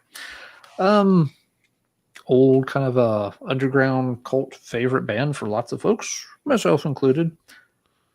This is confusing. It's a Psychotic Waltz. I think this is their third album called Mosquito. And I'm guessing this is some kind of really, really altered picture of a part of a maybe there's it feels like there's a bug here, It kind of does, but that they've done so much color filtering kind of stuff with the temperature and all of that it just now is kind of a mess. And the band, it doesn't have the band's logo on it. It's a different kind of font for the band name. I'm pretty sure it says Mosquito somewhere, but now I'm looking for it and I don't see it. The album's a little divisive among fans. Some people still really like it a lot. Some people feel like they tried to maybe streamline their sound a little bit too much here. Psychotic Waltz was always known for putting together very intricate songs. Very good, progressive metal band in the spirit of Fate's Warning, in the better eras of Queensryche and such. But some people, accuse this album of, maybe trying to cater and attract a broader audience. This cover art does not attract a broader audience. This does not scream by me. This screams, you flip right past me because you've never heard of this name, and it's strange, and you don't know what this is, and it's strange, and you can't even find the album title on the cover here. I really thought it said Mosquito somewhere. And so you just flip right past it. And that is why, to this day, Psychotic Waltz has never had a good following. Stuff like this doesn't work. Yeah. Surely they must have lots of accidental Exodus fans. New Exodus. Hell yeah. Yeah. Sweet. It's, Impact for Imminent is 2. Here we go. Force of Habit, Volume 3. Nope. Yeah, not my favorite Psychotic Waltz album. Not one I've played a ton, to be fair, either. But the cover is just weird. But yeah, so the Psychotic Waltz stuff has been reissued for folks that are looking for it. The reissues are sadly rather expensive. You can actually get some of the older pressings for less if you're cool with that. Well, Marty, as we get to near the bottom of the stack, what have you got? Well, this is one my kid picked. He come running down. He's like, Dad, you got to talk about this one. I'm like, okay. So he's been on the Rage journey with me, listening to them. We went on a little trip to Grand Rapids here. We listened to nothing but Rage all the way down, all the way back. But he came back with Welcome to the Other Side. This isn't a heinous cover. It's just kind of what Rage does, sort of. You got the coin. You got the sound chaser on the coin. You got the logo above it, the circular thing with the logo over the thing, and Rage has so many album covers like that where it's the logo's too big and it's wrapped around a circular thing in the middle of the cover. And I bet they've got 6 albums that look just like that. Yeah, 100%. And I mean, I don't think this is heinous, but it's not great. It's not great. You're basically buying for, it's a new Rage album, and yeah, folks, we're going to be doing a dive on Rage soon. Alan is way more prepared. He's been through the whole catalog twice. I'm still halfway through it. It's I haven't- 23 albums, people. I have played 46 Rage albums at work over the past 2 to 3 months. It's the Have only you thing enjoyed I've been yourself playing in the it at office. all, or not really? No, I have. I mean, I've spaced it out a lot. I've made it a Yeah. point not to binge them because that would be a bad approach. And no, there's a lot of cool stuff in the catalog, but it's a big catalog, and it's a band that tends to be very consistent, which means, Yeah, and when very you add in consistent. that every other album has the same motif on the cover of Yeah. Rage wrapped around. I mean, it's every third album. It's just a ripoff of Rush's Caress of Steel on the cover. Yeah, pretty much Over that one. and over and Yeah. over. So it's really hard to tell some of these albums apart, even after going through them 2 or 3 times. But yes, we'll be doing that with Jurgen sometime in the not too distant future. Probably this we're month, working I would towards it. imagine. Towards the end of the month, I would think we'll be probably. Oh, you ready think to we'll get go. it in April? Maybe. Okay. I'll power through here soon. We'll see. We'll talk to Jurgen too and see what his availability is. So Jeff, I know you got a few more things you want to just power slam. What you got? A handful of them. Oh, okay, yeah. If you so desire, one of them's a bit sketchy. Should I show that or? Well, it's up to you. Go for it. Yeah, okay. First up, Napalm Death, Harmony, Corruption. Yeah, that's a bad Alright. cover. Mhm. It just sucks. It's just a mishmash of all sorts of crap. Yeah, all sorts of mediums. Demony looking guy looks like he's out of Hellraiser comics. Yeah, no, not a winner. This is probably a bit blasphemous, but yeah, what the hell? I've never liked this cover. It looks It's like lame. Kid drew it. It's like Yeah, it's. I mean, like the the logo album looks a lot, cool. but I can see. Yeah, The logo. logo looks amazing, but yeah, that's not. Maybe that's why the logo's so gigantic. They knew it was the best part of the cover. right. It's more. This Morpheus Descends one is like, old death metal band from East Coast somewhere. That's the only one I own like- by them, actually. Mhm. Yeah. Yeah, well, I think that's pretty much all they have, other than an EP. Maybe they got a new album, but yeah, it's like Brad Moore, who does killer cover art these days, but that is not killer. It's colourful, but yeah, no. And yeah, I better. This is a sketchy band ideologically, but it's just the most ridiculous cover that I had to buy it for this. The music sucks. This is not a good album. This is Thor's Hammer with a fate worse than death, which of Oh, course yeah, is that's bad. look, a black band with a white woman with a. It would obviously straight out of some probably dodgy German porno mag or something or other. So yeah, this is like dude from Graveland and yeah, various other dodgy things. But the album's terrible. I listened to it again this morning. I was like, oh, but I just couldn't resist that heinous, ridiculous cover. Yeah. And the last one that I'll do is more Aussie metal. This is very legendary band, Damaged, but yeah, that don't know. It's like not quite 3D art, but just Wow, that's terrible, bad. terrible cover. Yeah, and like they had some good graphic design on their previous sort of ones, but that one is not good. It's a great album. Don't get me wrong. It's Token Remedy Research. Amazing album. Even the logo is like their Hollywood sign. It's just nah. I remember getting it, just going, "What the hell are you guys doing?" But again, killer bloody album. I am eventually going to do a video on Damaged once I've finished reading the book that they put out, slamming each other. So I'm looking forward to that one. It's really good. Probably not that well known Aussie band that were amazing, but yeah, they had some issues amongst themselves. So, all right, one more. What the hell? The Deteriorate one. I can never take that seriously. That's bad art. But it's a good It's album, not though. a great. Oh yeah, I mean, it's a reasonable album. This is an old JL America one, but yeah, that cover. Oh, art- Jail America. yeah, mate. So yeah, I think that'll do me. I could keep going, but nah, that'll do. All right. Mm. Well, we did it. We could have gone on forever and ever and ever. This is one of those topics where the gift that keeps on giving. You know what I mean? Oh, yeah. But Jeff, you rule, man. It was so good to have you on. Thank you, everybody. Yeah, Please go check out Mendicant Media. Links in the description of this video. Go click on Jeff. He's quite productive and has a great swing of appreciation for a lot of different extreme music, for sure. And Thank you. another Tons one of of cool those stuff shown off in his videos. tons of cool stuff, and from a very studious point of view. Very, very cool. And again, the Australian contingent of the YouTube community is Die hard and awesome for sure. So Oh, we're yeah, psyched to have you on as always, my friend. Oh, thank you. It's been a pleasure.